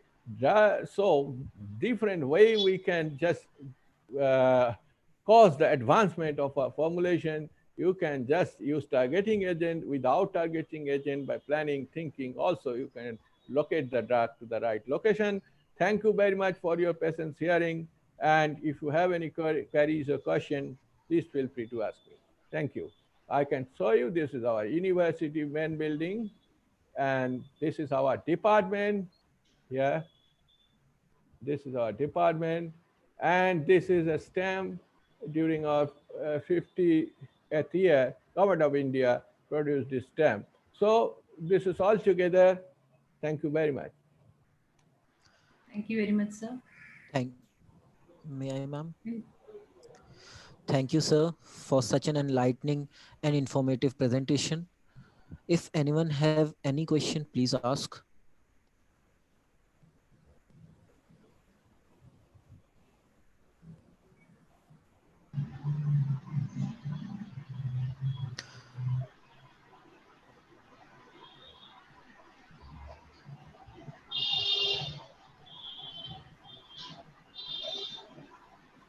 Now, I would like to request Lata ma'am to kindly felicitate our respected guest speaker, Professor B. Mukherjee, sir.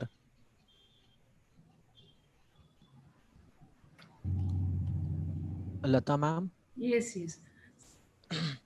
Slide share कर दो. Yes, ma'am. So Monica? should I close slide? Yes, sir. Yes, sir. Ma'am, it has been shared. Okay.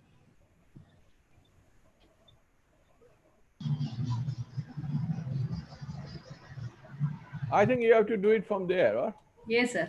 yeah, or I have to make stop sharing. Yes, sir. Yeah. Ma'am, certificate is visible on the screen. Yes. Sir, please accept this certificate as a token of appreciation, sir. Yeah, thank you very much. I accept it, but I do not know whether people remain mum. Possibly they are listening to it or just No, no, enjoying no, their sir. morning hours. No, no. It was, yes, Because it was. there should be some questions expected, but I found that people are not quite reluctant.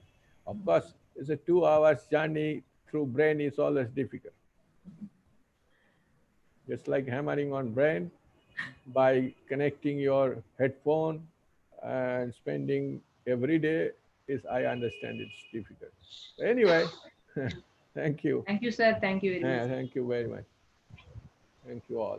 So I should quit. Okay? Okay, thank you, sir. Okay.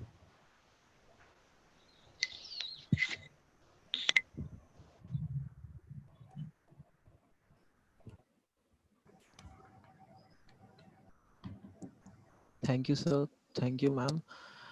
Now, I would like to request Lata ma'am to begin our next session.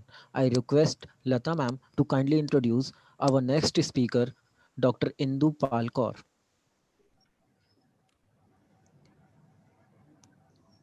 Lata ma'am, Yes. it's over to you, ma'am. It's not in the screen, you know. I couldn't see ma'am here. Okay, ma'am. Monica, share the screen.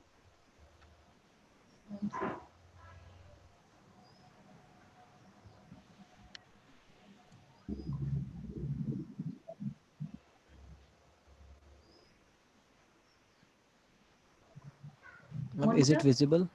No.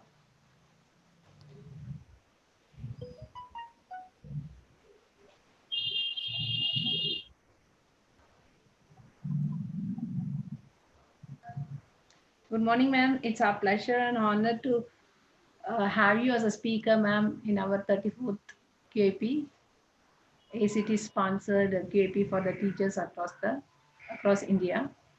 And ma'am is a professor and chairperson in UIPS Punjab University, Chandigarh. Ma'am have more than 25 years of teaching and research experience to her credit.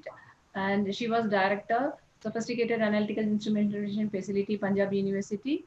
And she worked as a Dean Faculty of Pharmaceutical Sciences for the year 2017-18. And she's a secretary, IPA, Punjab branch. Uh, Her research area is enhancing bioperformance of drugs, plant extracts, phytochemicals, and small and large biomolecules, mRNA, and probiotics. Ma'am has granted 5 Indian and 1 US patent and filed more patents in the last 10 years. And ma'am have supervised one postdoctoral and many PhD and postgraduate students. Ma'am has received funding to the tune of 723 lakh INR from government agencies and as couple of industrial consultancies. And ma'am has been honored with Edward Kennedy Memory Award in 2019 and Macaster Young Scientist Award in 2018.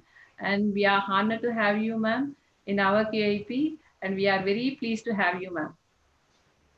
Thank you so much, ma'am. Thank you for the kind introduction. Thank you, ma'am. So, how do I share my screen? Yes, ma'am, you have to share your screen.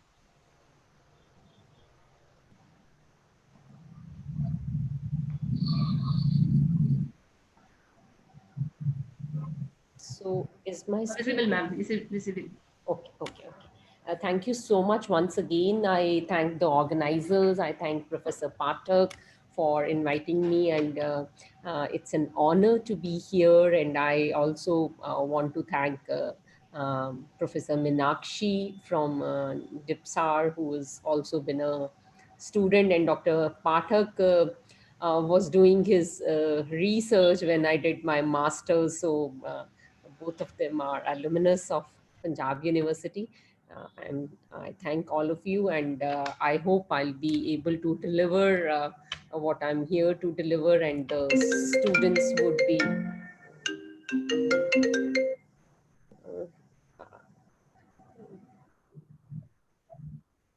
able to, sorry, there's a phone call.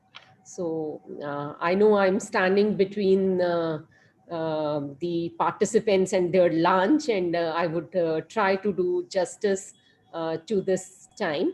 So the title for my talk today is Solid Lipid Nanoparticles. I see Professor Mukherjee was also discussing about solid lipid nanoparticles for brain targeting, and I talk about them as a carrier system for delivery to the skin. So briefly, my talk would cover a brief introduction about my university and the pharmacy school to which I belong. And then I'll be discussing how solid lipid nanoparticles are suitable for topical delivery, their methods of preparation, the various models of in drug incorporation and release proposed for them, their characterization, evaluation, the issues and alternatives, and some studies from my group if we have time. So this is a picture of my university, which is almost 150 years old university, pre-partition times, sprawled over almost 600 acres of land with more than 100 teaching departments and research centers at the university. These are two buildings of UIPS, my institute. This is the front building, and this is an extension block which we have. And we are a more than 76 years old institute, and we've been consistently ranked number 2 by the National Institutional Ranking Framework. And we are Center of Advanced Study, and at the same time we are the only networking resource center in pharmaceutical sciences in the country. We have a very rich heritage with people like Professor Harkishan Singh belonging to UIPS, and we have honor of discovering 3 drug molecules from the institute. 9 technologies have been transferred from the institute, out of which 5 products are already on the market. We have a couple of patents which have been granted and filed from the department, and we have a rich publication pool. So coming to the topic for today's discussion, the topical drug delivery, why I wanted to discuss dermaceuticals is that they are capturing a big market, and it is expected to touch 205 billion US dollars by 2024. And there is a consistent rise proposed forecast from 2017 at a rate of at a cumulative annual growth rate of 9.2%.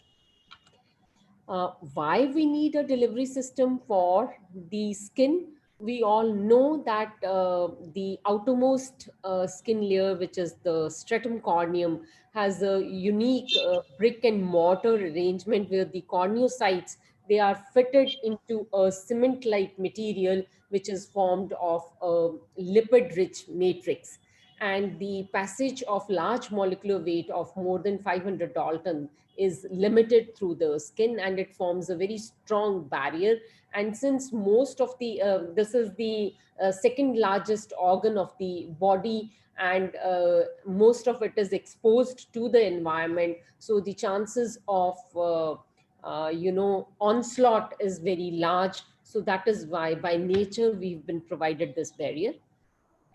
Drugs can diffuse through appendages like hair follicles, sweat glands, and sebaceous glands, but the proportion of these appendages in the skin is much less. So the major path is stratum corneum, which also forms the major barrier to permeation. The most of the times the diseases which originate or affect the skin, they originate in the viable epidermis, which is the lower epidermal layers, and the dermis, and they grow from there. They are consistently, most of the infections, they are usually present in these lower skin layers. And so even if superficially the problem is treated by application, the cells from these lower layers keep moving, and again, there is a recurrence of the disease. So it is important that the sufficient drug concentration reaches the viable epidermis and the dermis. Then skin enzymes are also very active, and they can metabolize most of the drugs if applied as free drugs.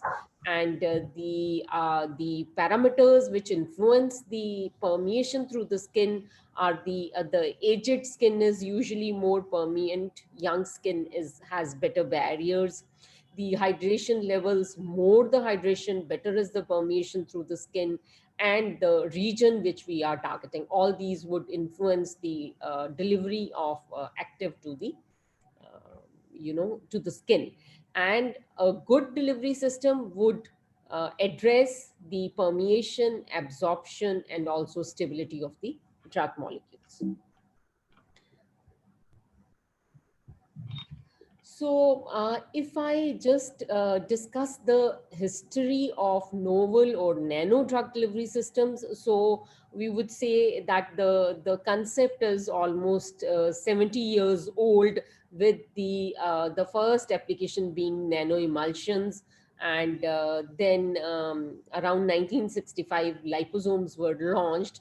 And both these systems, the liposomes and the nano emulsions, are sort of mobile systems, as Dr. Mukherjee was also mentioning, that liposome is a balloon like. So it is more flexible structure, and it has liquid components. Then in 1975, we moved on to a solid matrix system like the polymeric systems. And why? Because, leakiness from the liquid systems was more. The drug which was encapsulated would leach out of its own. So that is why the concept of solid matrices came into being. So and then along with that, micro emulsions also came. So you all know the difference between a micro and a nano emulsion, and both are nano. It is just that the energy which is spent in the there is no energy which is spent for preparation of microemulsions. They are spontaneous. The composition is so adjusted that the nanoemulsion is formed spontaneously.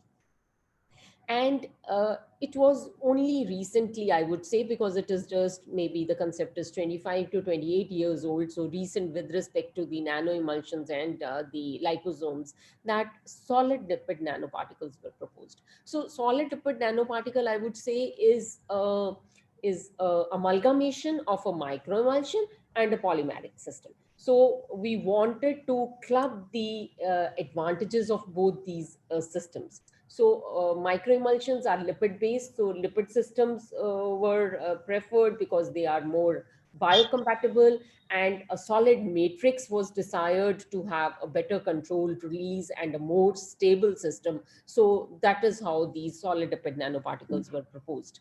And if I compare these all these systems with conventional systems, and so this is how the corneocytes are placed in a lipid matrix. This is the lipid matrix, and these are the corneocytes which are fixed inside the lipid matrix. So I would say that most of these systems, they are suitable for delivery of both lipophilic and hydrophilic drugs. Although it would majorly be the lipophilic drugs, you have to face certain challenges when you want to encapsulate hydrophilic drugs into any of these, except liposomes, maybe it is easier. Then all these systems would address the issues of solubility, permeability, and the controlled release to an extent, although the type of controlled release you achieve with the polymeric and the solid lipid nanoparticles is much better than the micro or the nano emulsions. So since there is sustained release, so I would say that the irritability of various substances which are applied on the skin can be significantly reduced. So undesirable effects can also be reduced. As a result, you have better patient compliance. And as I discussed, that you are penetrating up to the lower skin layers, so chances of recurrence of the disease is lesser, and you also assure or ensure the chemical and physical stability of the entrapped molecule. So if I define solid lipid nanoparticles, so it would be something similar to a nanoemulsion where the liquid lipid droplet is now replaced by a high melting point lipid, which is solid at room temperature. So these are basically nanoparticles of a solid lipid which are dispersed in an aqueous surfactant solution. And the drug is solubilized or dispersed in the solid lipid matrix. That is what a solid lipid nanoparticle is.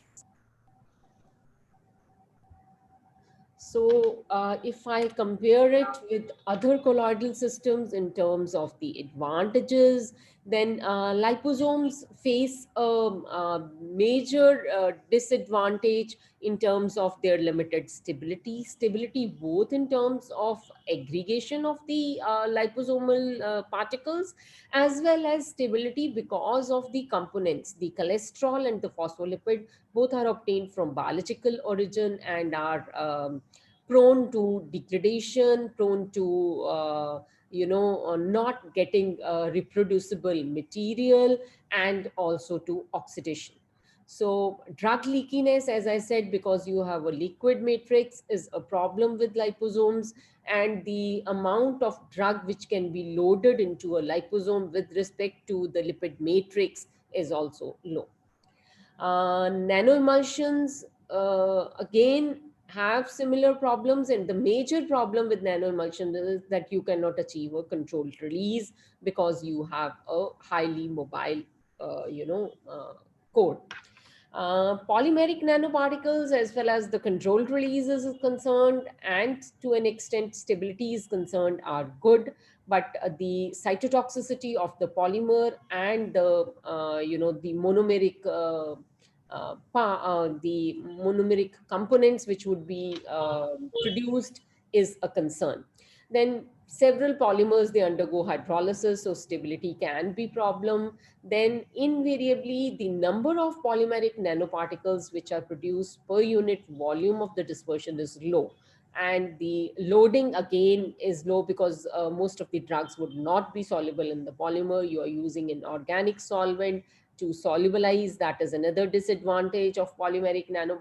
That is a disadvantage of most of the these systems, may they be polymeric systems or the liposomal systems. While you can prepare solid lipid nanoparticles without employing any organic solvent, that is one major advantage of solid lipid nanoparticles, or SLNs for short. And scale up is another issue with these polymeric nanoparticles. The commercial viability of the processes is low. Their amenability to large scale production is low. On the other hand, these SLNs, they are stable per se because the lipid is stable, and also because it is a solid matrix, so they are stable to aggregation. Invariably, they can exist as individual particles dispersed in the the aqueous surfactant solution for long periods of time. In my lab, we've prepared SLNs which have been found to be stable at room temperature even up to 1 year. No change in size or entrapment efficiency was obtained. They have excellent reproducibility. Large scale production is feasible, controlled release is achieved, high drug payloads with respect to the lipid matrix, especially for lipophilic drugs, since they are soluble in the lipid matrix. So you can load large amount of drug per unit SLN particle or per gram of the lipid matrix. Then organic solvents, as I told you, you can prepare without organic solvents. And because of the nature of the lipid matrix, these SLNs are biocompatible. And as yet, there have been no reports of their cytotoxicity, both oral and topical, except for that in some cases where orally it was administered, people found uh, an increase in the spleen size because of the lipid nature, which was reversible after the the administration of SLNs was withdrawn. So benefits we've already discussed. So the physiological and biodegradable nature of lipids make them tolerable. Because of the solid matrix, you have better controlled release, and you can also provide chemical stability to the encapsulated active. The small size ensures a closer contact with the skin surface, and as a result results in better permeation and bioavailability. We'll discuss other mechanisms by which better permeation is achieved by SLNs. And they maintain their particulate nature during storage and show high physical stability. So if I discuss some specific benefits of SLNs which are not seen in other nanocolloidal systems, then one major thing which has been seen is that these nanoparticles, because of their lipid nature, they adhere to the skin. And when they adhere to the skin, they form a continuous film which is occlusive in nature. And the extent of occlusivity is dependent upon the particle size, which I show in this figure. The small particles from 200 to 400 nanometers show a significant occlusivity, which reduces as the particle size is increased. Similarly, the amount of lipid concentration, the amount of lipid which has been used for preparing the SLNs also influences occlusivity. And as you increase the lipid concentration from 5% to 40%, you see a increase in occlusivity, which is tremendous. And this is observed, the occlusivity extends up to 48 hours in both the cases. This is a histological picture of the skin, and this is the normal untreated skin. And then you see that if the skin is treated by a cream base, there is a small film which you rather you don't see any film, while this film is seen when you apply the cream containing solid lipid nanoparticles. So the occlusive effect can be observed. So how this occlusion takes place is, if you compare it with a microparticle, then what happens is that these microparticles, when they are lying side by side, pores are formed, and through these pores, water evaporates. And as a result, dryness of skin occurs. While in case of SLNs, since they fit with each other, and the pores which are formed are very small in size, and these pores, they produce a capillary condensation rather because of the reduced vapor pressure, and this attracts rather than loses vapor. So initially, when you apply these SLNs on the skin surface, they form a thin film, and maybe there is some evaporation initially, which leads to collapse of these walls, and a continuous film is formed. And this film then does not allow any evaporation to take place. So again, recapitulating. So when you apply SLNs on the skin, occlusion takes place. There is reduced water loss, increased hydration, and as a result, increased permeation. So this is a study by a corneometer which measures the skin hydration levels, and it was seen that a cream versus a cream containing SLNs, the hydration levels were improved tremendously on day 14 and day 28. So another big advantage of SLNs, which is typical to SLNs, is that they provide UV protection. They act as physical sunscreens on their own, which is due to their particulate nature and their opalescence, and they scatter light which falls on the skin surface. And if you incorporate sunscreens, if you use SLNs to encapsulate sunscreens, a synergistic effect has been reported, and the concentration of the sunscreen agent was found to be, the requirement for the concentration was found to be lower, and it provided a same protection level. As we all know that several of these sunscreens are toxic, so using the potential to use them at a lower concentration was high. So this graph shows that when you applied SLNs containing 40% lipid or 10% lipid, the UV absorption was this high, which was much lesser when an emulsion having similar composition of lipids was used. So 40% emulsion with 40% lipid showed only this much absorption of the UV versus this. And similarly, this is again a scan where SLNs have been incorporated with 10% oxybenzone, which is a sunscreen agent, or a 5% oxybenzone, versus a cream which had similar lipid, 10% oxybenzone and 5% oxybenzone. This clearly shows the advantage of using SLNs. So this slide again tries to, show what all SLNs do. So first is they adhere to the skin surface and form a continuous film, which is not visible as such because of the lipid nature, but which provides occlusion. It would not allow the water from the lower skin layers to evaporate and would hydrate the uppermost, layer, stratum corneum, and this leads to creation of pores, so that the active released from the SLNs or SLNs per se, I'll show that in the next slide, can permeate into the skin and achieve a deeper accumulation of the actives. Then the presence of lipid in the SLNs also helps to restore the damaged skin, if any. So skin penetration with SLNs, again, it forms a thin occlusive layer on the skin, reducing the transepidermal water loss, increasing the pore size, and enhancing permeability. The nano size helps in an intimate contact with the superficial junctions of the corneocytes, and these SLNs, I would show that in the next slide, they settle in the furrows of these corneocyte islands, helping in accumulation or creation of drug depots and a sustained release from these SLNs. Then water evaporation leads to the generation of highly ordered structure, and when the water evaporates, then SLNs, since lipids are crystalline in nature, so they organize themselves, and the drug which is encapsulated is expelled out. And as a result, high drug concentrations are achieved either on the surface or in the internal layers of the skin.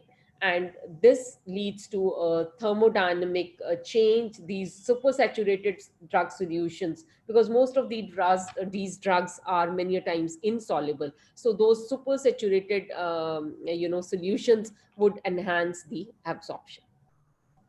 Then because of the lipophilic nature of these SLNs, they are also preferentially taken up through the hair follicles.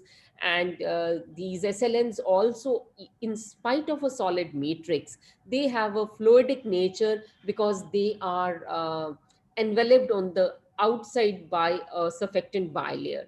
And as a result, they can penetrate via the intracellular and the paracellular routes.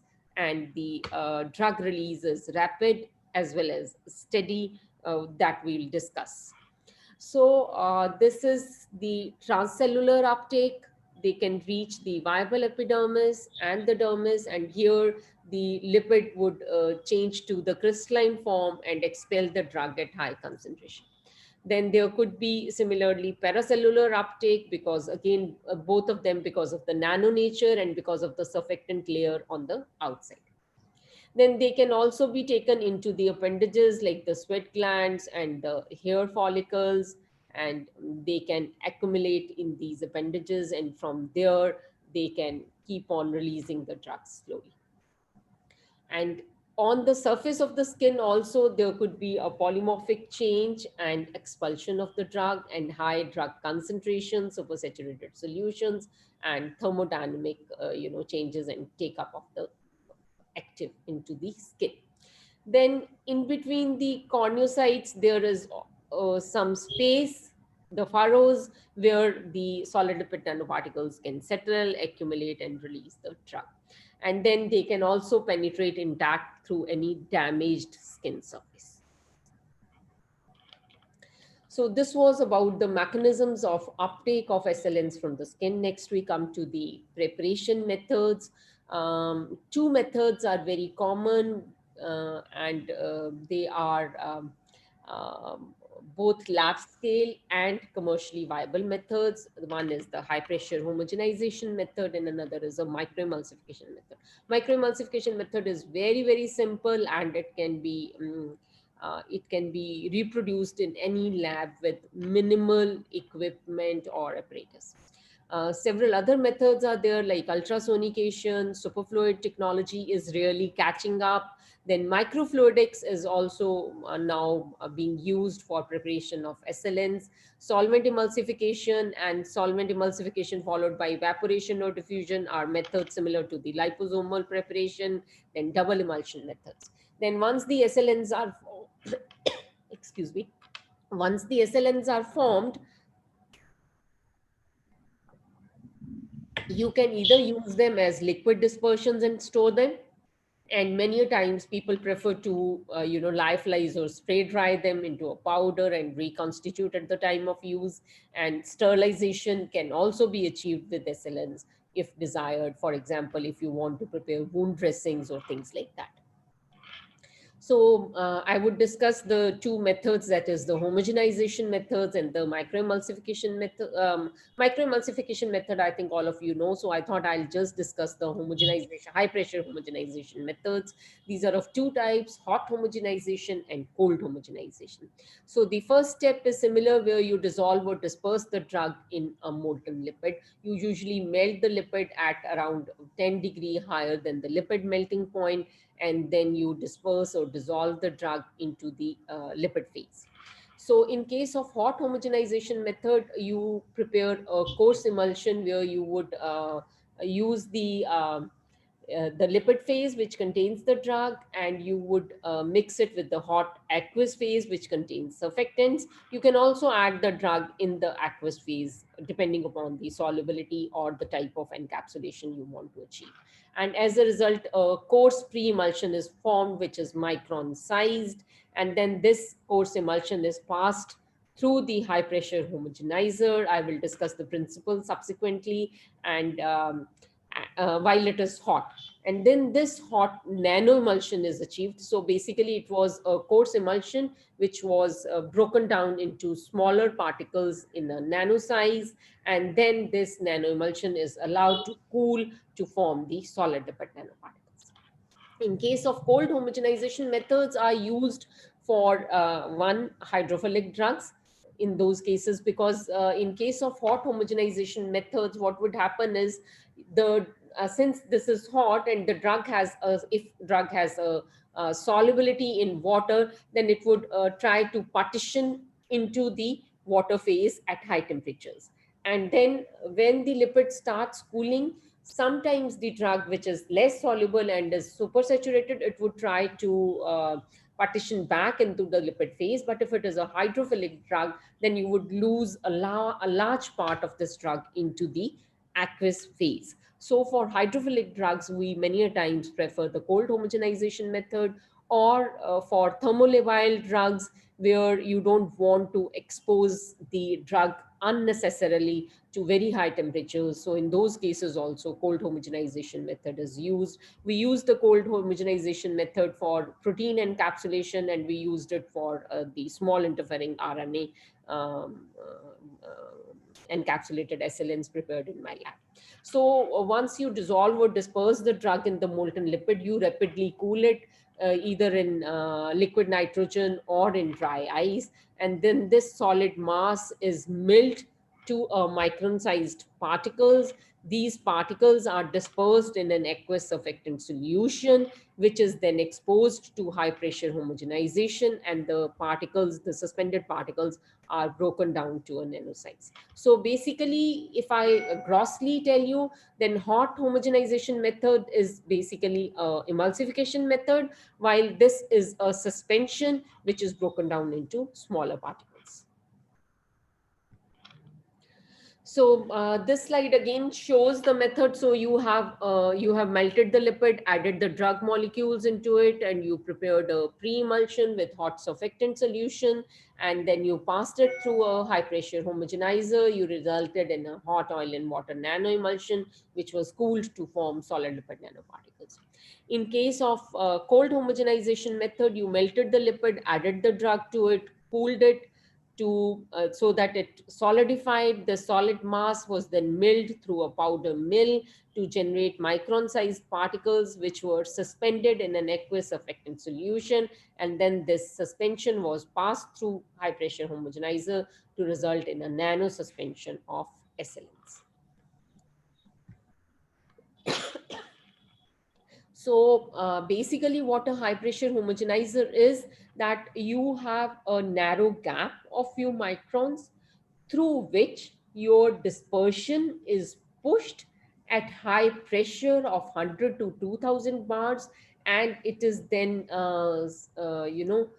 it is accelerated over a short distance. So both high velocity and high pressure, a velocity of around 1000 kilometers per hour. So the dispersion is pushed at high velocity through a narrow gap under high pressure, which as a result generates high shear stress and gravitational forces to disrupt the particles to a submicron or a nanosize. So that's the basic concept of the high pressure homogenizer. So now then studies were done to understand where the drug would be present in the SLN particle. So three concepts were proposed: that you have a drug enriched shell model where the drug is present on the outside of the particle.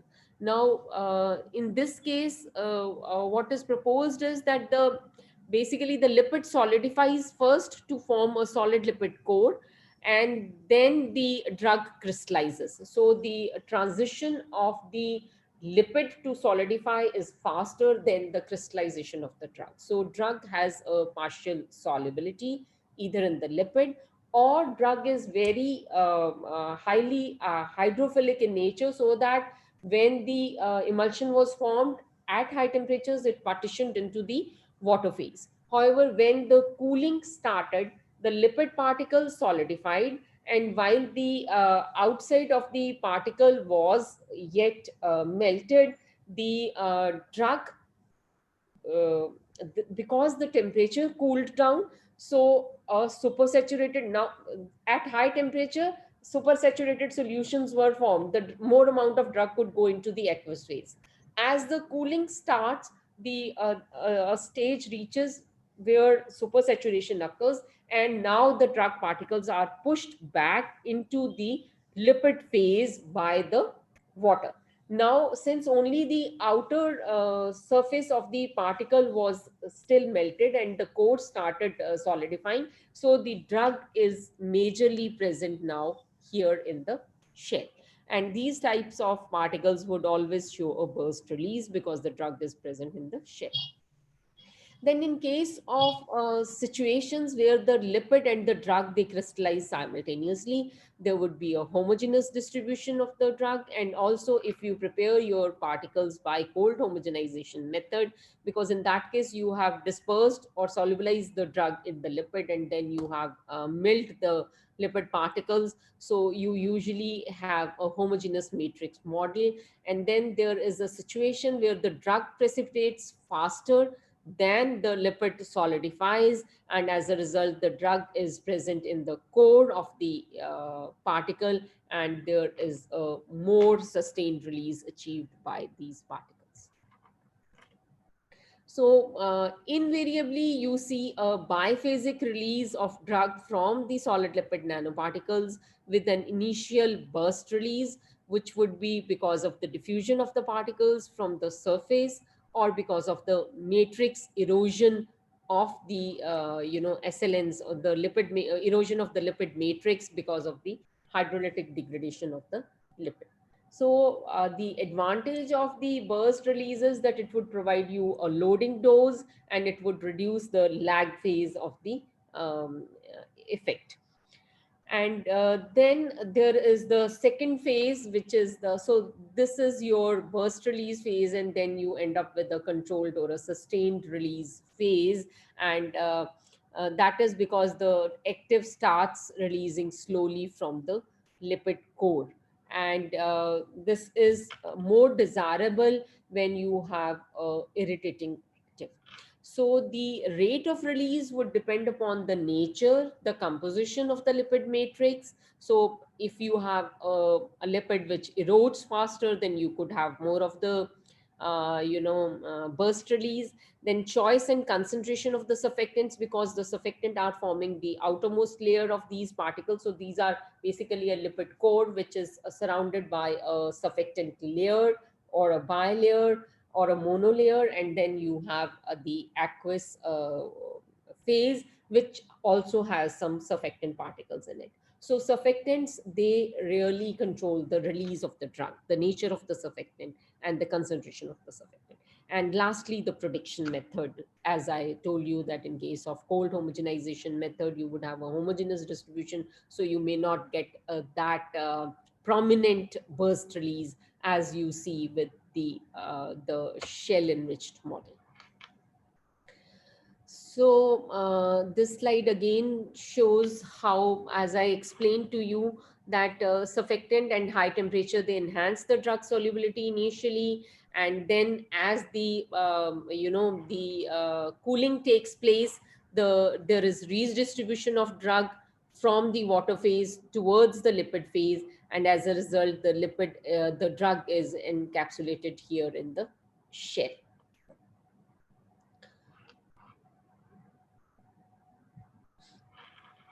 So these SLNs usually are free flowing and more fluid in nature. So they need some sort of manipulation before they can be used as topical products. So it has been proposed that you can replace part of, you can have a cream base and part of the aqueous phase can be replaced by the SLN dispersion. So it can be either that you can produce first a concentrated cream which has less aqueous phase, and you can incorporate the SLN. So that would be majorly applicable for oil and water creams, or you can directly prepare a cream using SLN as the aqueous phase. But in both the cases, it has been observed that the loading capacity would be usually low, because again, you end up with dilute SLN dispersions unless you use high lipid concentrations. But invariably, although they say that you can prepare SLNs even using up to 30% lipids, but what I have observed is that preparing lipids of more than 10%, preparing SLNs using the lipid concentration of more than 10% is difficult, or the viscosity would increase and maintaining high temperatures becomes difficult. Or you can directly gel your SLN dispersion using a viscolizer or a gelling agent. That is another way, and then use it as a topical product. Various characterization methods or parameters which are used is, one is the assay, where you determine the total drug content. The total drug content is invariably less than 100% because there are some drug losses, especially if you are adding it to the lipid phase. Then the transfer of the lipid to the aqueous phase, some lipid remains attached to the container and some drug is lost, or there could be spillage and things like that. Then entrapment efficiency is another parameter which is always determined for most of the nano systems, and dialysis, centrifugation, or ultrafiltration can be used.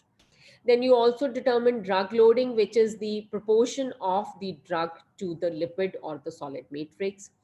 XRD is used to evaluate the crystallinity level, and it has been usually it is proposed that the lipid as such would be more crystalline, and when you convert it to SLNs, it turns to a more amorphous stage because it now incorporates the drug in it.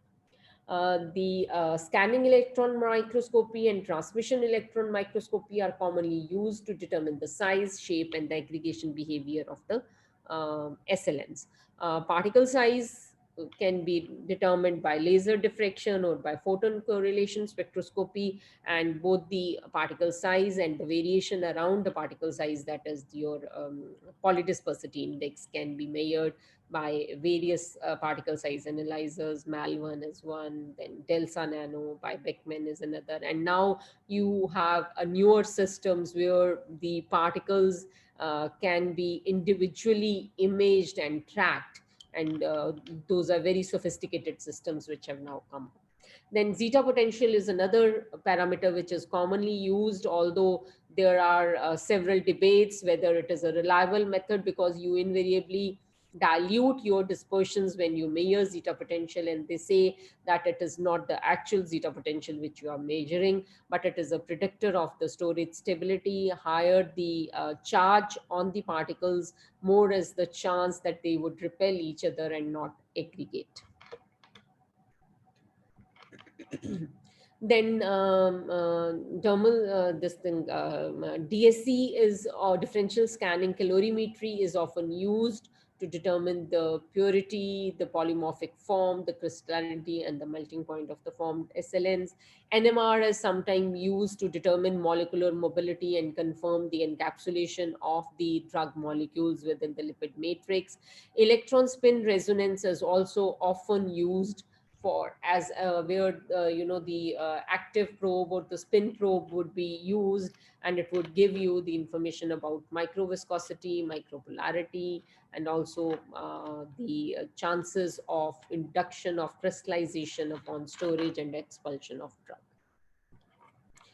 Then ex vivo skin permeation studies are invariably ex vivo or in vitro skin permeation studies, depending upon this is a normal France diffusion cell which is used, and for skin you can have specialized cells where the receptor chamber is small, because the skin has very small amount of fluids in it, and as a result, if you have a donor cell which is around 4 to 6 ml, then that would form a better simulator of the actual in vivo conditions. So you all know about the France diffusion cell. You have a donor chamber and you have the receptor chamber, and there is a membrane. You can put in any membrane. So you can use synthetic membranes, you can use dialysis membranes, you can use cellophane papers, animal skin or human cadaver skin, or any other form of human skins can be used.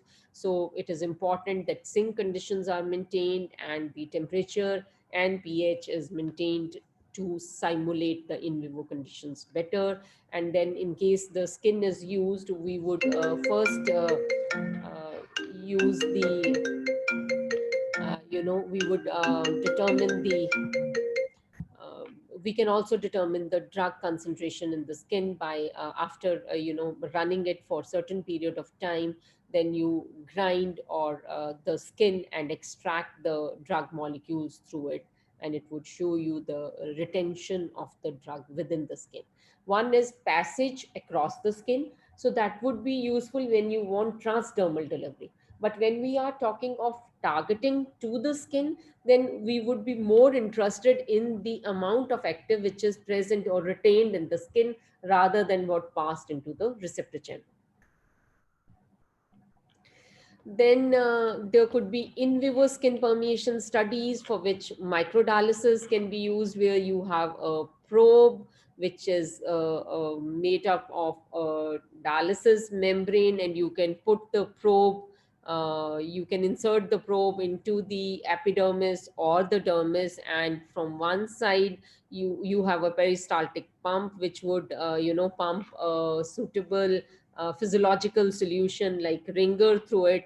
And here there is a probe which is a dialysis membrane, and there would be exchange of drug from the high concentration into the physiological fluid, which is then collected on the sampling port and can be directly analyzed. And since it is only the solution, so chances of any issues of any extraction of the drug and the complete extraction and all those things is less.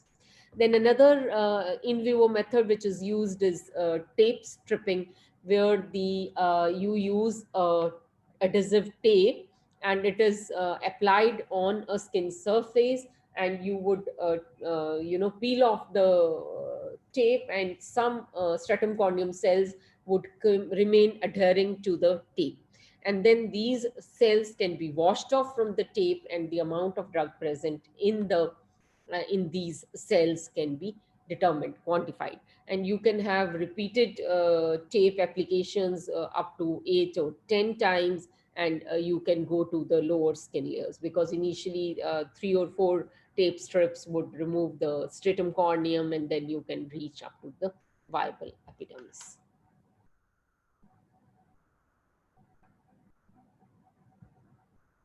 So other type of qualitative estimations which can be made is that you can use a fluorescent probe. You can use a fluorescent probe, and you can, by cutting a cross section and viewing it under a fluorescent microscope or a confocal laser scanning microscope, you can determine the extent of fluorescence using suitable softwares. ImageJ is one software which is available free at the site of, I think, NIH. And then confocal Raman microscopy is used, atomic force microscopy is used, and FTIR and attenuated total reflectance FTIR are also used, where you would identify one of the markers by FTIR and determine the extent of penetration. So these are some examples. Here you had a normal rhodamine B solution was applied, and you can see that initially at 6 hours, you see some fluorescence, which is much reduced at 24 hours. While here you used rhodamine loaded SLNs, and you see that 0.5 hours, 3 hours, 6 hours, and 24 hours, you see a dispersed fluorescence in the skin samples. Then there are certain potential problems with solid lipid nanoparticles. One is low payload, the amount of drug with respect to the lipid which can be accommodated into the SLNs as low as is the case with polymeric nanoparticles. Then second issue is that the water content is usually high. As I told you, you can prepare, practically speaking, theoretically speaking, you can use up to 30% lipid, but practically 10 to 15% is the maximum limit which can be used. So the amount of lipid would would monitor the number of particles formed per unit volume. And so since less lipid is used, less number of particles are produced, and you have a dilute dispersion and more water in it. And then it has been seen that these so this is something like this, that you have a lipid, you have drug encapsulated within the lipid matrix. This is the SLN. So these lipid matrix upon storage tends to move from the disordered state to an ordered state, that is from the alpha or beta dash modifications to a more ordered beta form. And when this beta form is attained, the drug is expelled out. So this is a major problem with SLNs upon storage. So a modification of these SLNs, that is the nanostructured lipid carriers, was then proposed almost 5 to 10 years after the SLNs were proposed. So here in this case, the SLNs, because of the lipid crystalline structure, they form a brick and wall structure. While in case of nanostructured lipid carriers, you have replaced part of the lipid, around 30%, 0%, 0.1% to 30% of the solid lipid is replaced by a liquid lipid. So you get mobile zones and some solid zones. Since there are mobile zones, so the extent of drug which can be loaded into these systems is much more than a parent SLN structure. And since there is a liquid lipid, so even if this lipid crystallizes, still the drug is not expelled, not thrown out. So it takes care of these problems which you face with SLNs. So these are some marketed formulas. There are almost 30 products already in the cosmetic market which are prepared from SLNs. So these are some products. And I don't know if we have time. Maybe I can discuss one or two studies from my lab. So this is a study where we incorporated sisomol, which is a very beautiful, a small molecule, an antioxidant, into the solid lipid nanoparticles. We could, the sisomol is a beautiful molecule in the sense that it has a good amphiphilicity. It is a small molecule, and however, because of this, it tends to pass from the skin following application into the systemic circulation. So if you want to target it to the skin, then you need a sustained release and you need to give it a lipidic, core. So we achieved particles of around 127 size, and the extent of ex vivo permeation. So in this case, you see when you used free sisomol, there was very high penetration and then it was washed out. While when we incorporated sisomol into SLNs, versus a sisomol ointment, it achieved a slower absorption and then expulsion. While when we incorporated it into SLNs and then into a cream, you can see that the AUC was much more enhanced, and similarly the amount permeated, the flux was very high with the free sisomol, and it was reduced when it was put into solid lipid nanoparticles. So flux was reduced from almost 40 micrograms per square centimeter to 15. Lag time was introduced, which was different versus free sisomol, and skin retention was also improved 3 times. This is a paper we produced on skin cancers, and we got some very good results. This is the skin cancer model. This is when we applied free sisomol, and this is when we applied sisomol SLNs. Free sisomol has another issue. It is a phenolic molecule, so it could cause irritation to the skin also. So one was that we reduced the solubility, we reduced the transdermal flux, and we improved the irritability. We reduced the irritation potential. So this we compared with tretinoin, which is a standard treatment for skin cancers, and this is the knife skin. So you can see that the treated skin is so close to the knife skin. And we did some biochemical estimations again with good results. Then another study we did with nordihydroguratic acid, which is again an anti-cancer molecule. Again, we observed that although the flux improved, because this is an insoluble and a poorly permeable molecule, so we achieved a better flux, but you can see the amount of skin retention was enhanced almost 10 times. Again, this is the anti-cancer studies. Again, this is when free NDGA was used, and this is when NDGA SLNs were used. Then this is a study where, as I told you, we incorporated small interfering RNA, which is targeting the TRPV1 receptors, which are pain receptors.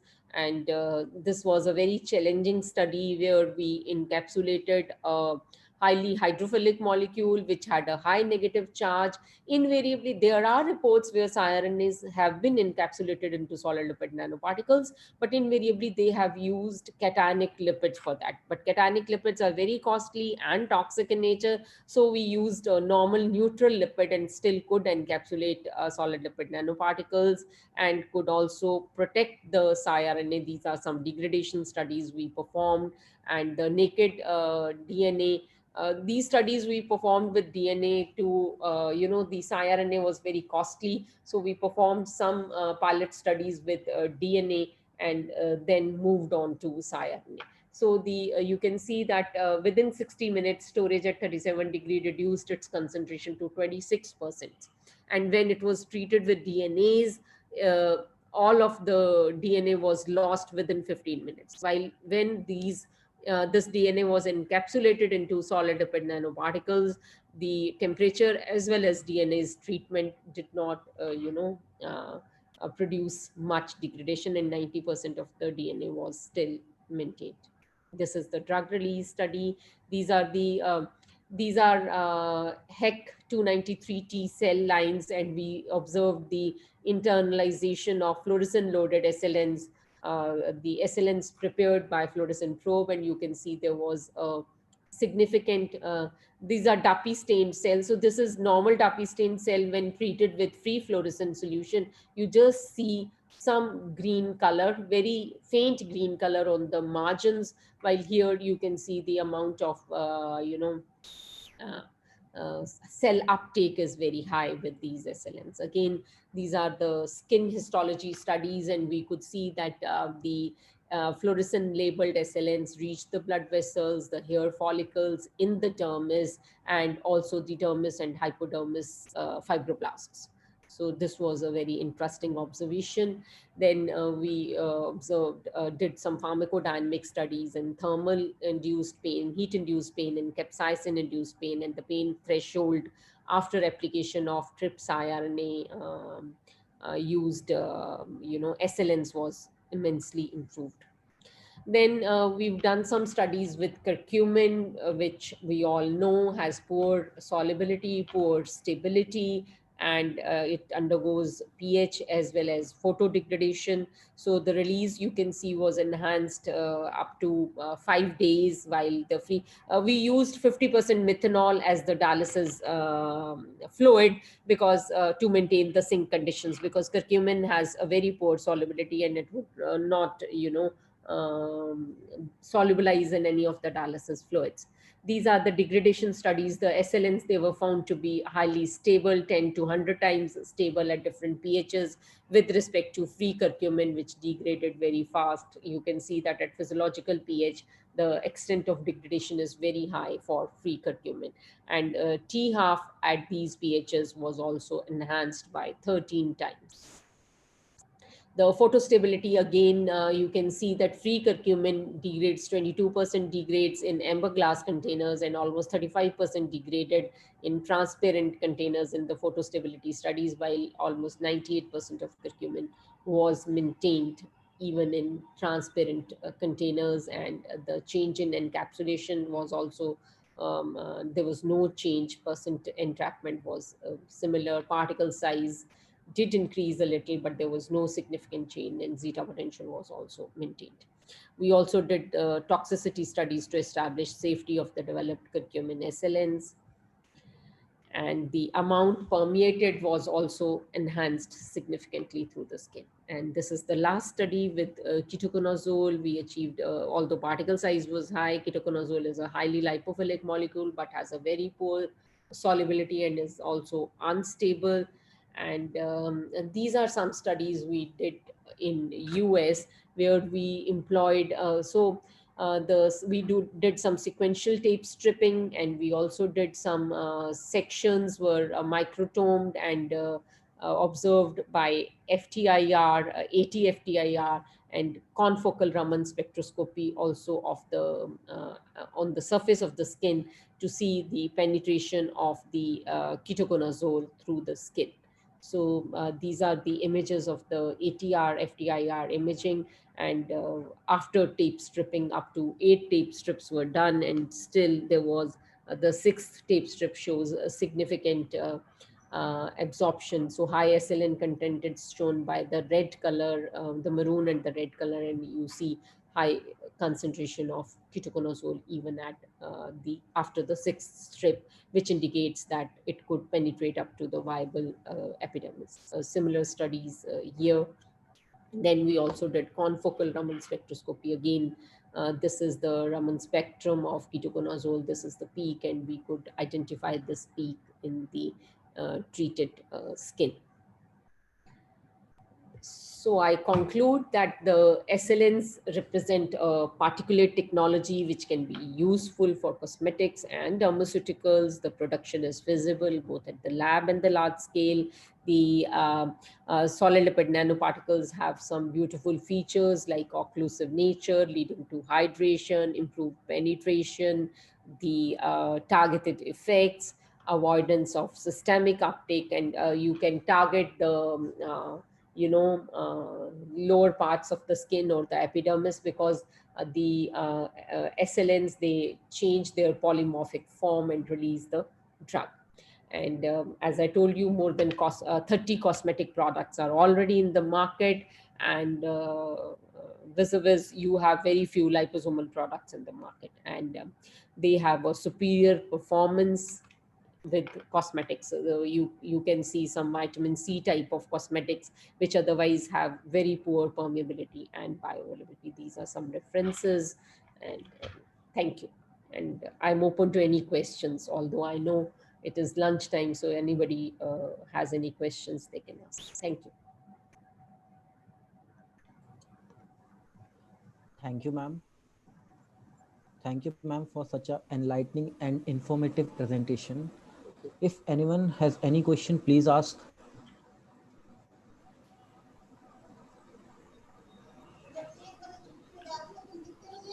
Participant, unmute yourself.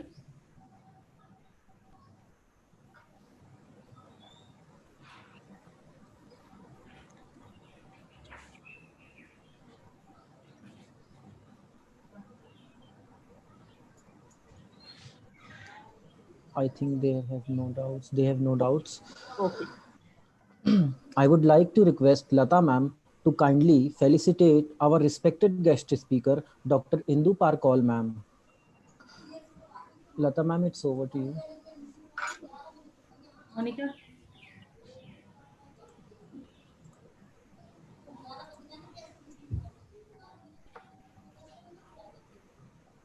Ma'am, please accept this certificate as a token of appreciation, ma'am. Thank you so much, ma'am. Thank you. Thank you. Thank you, ma'am. Thank you, ma'am. We all will meet Thank once you to again at 2 o'clock.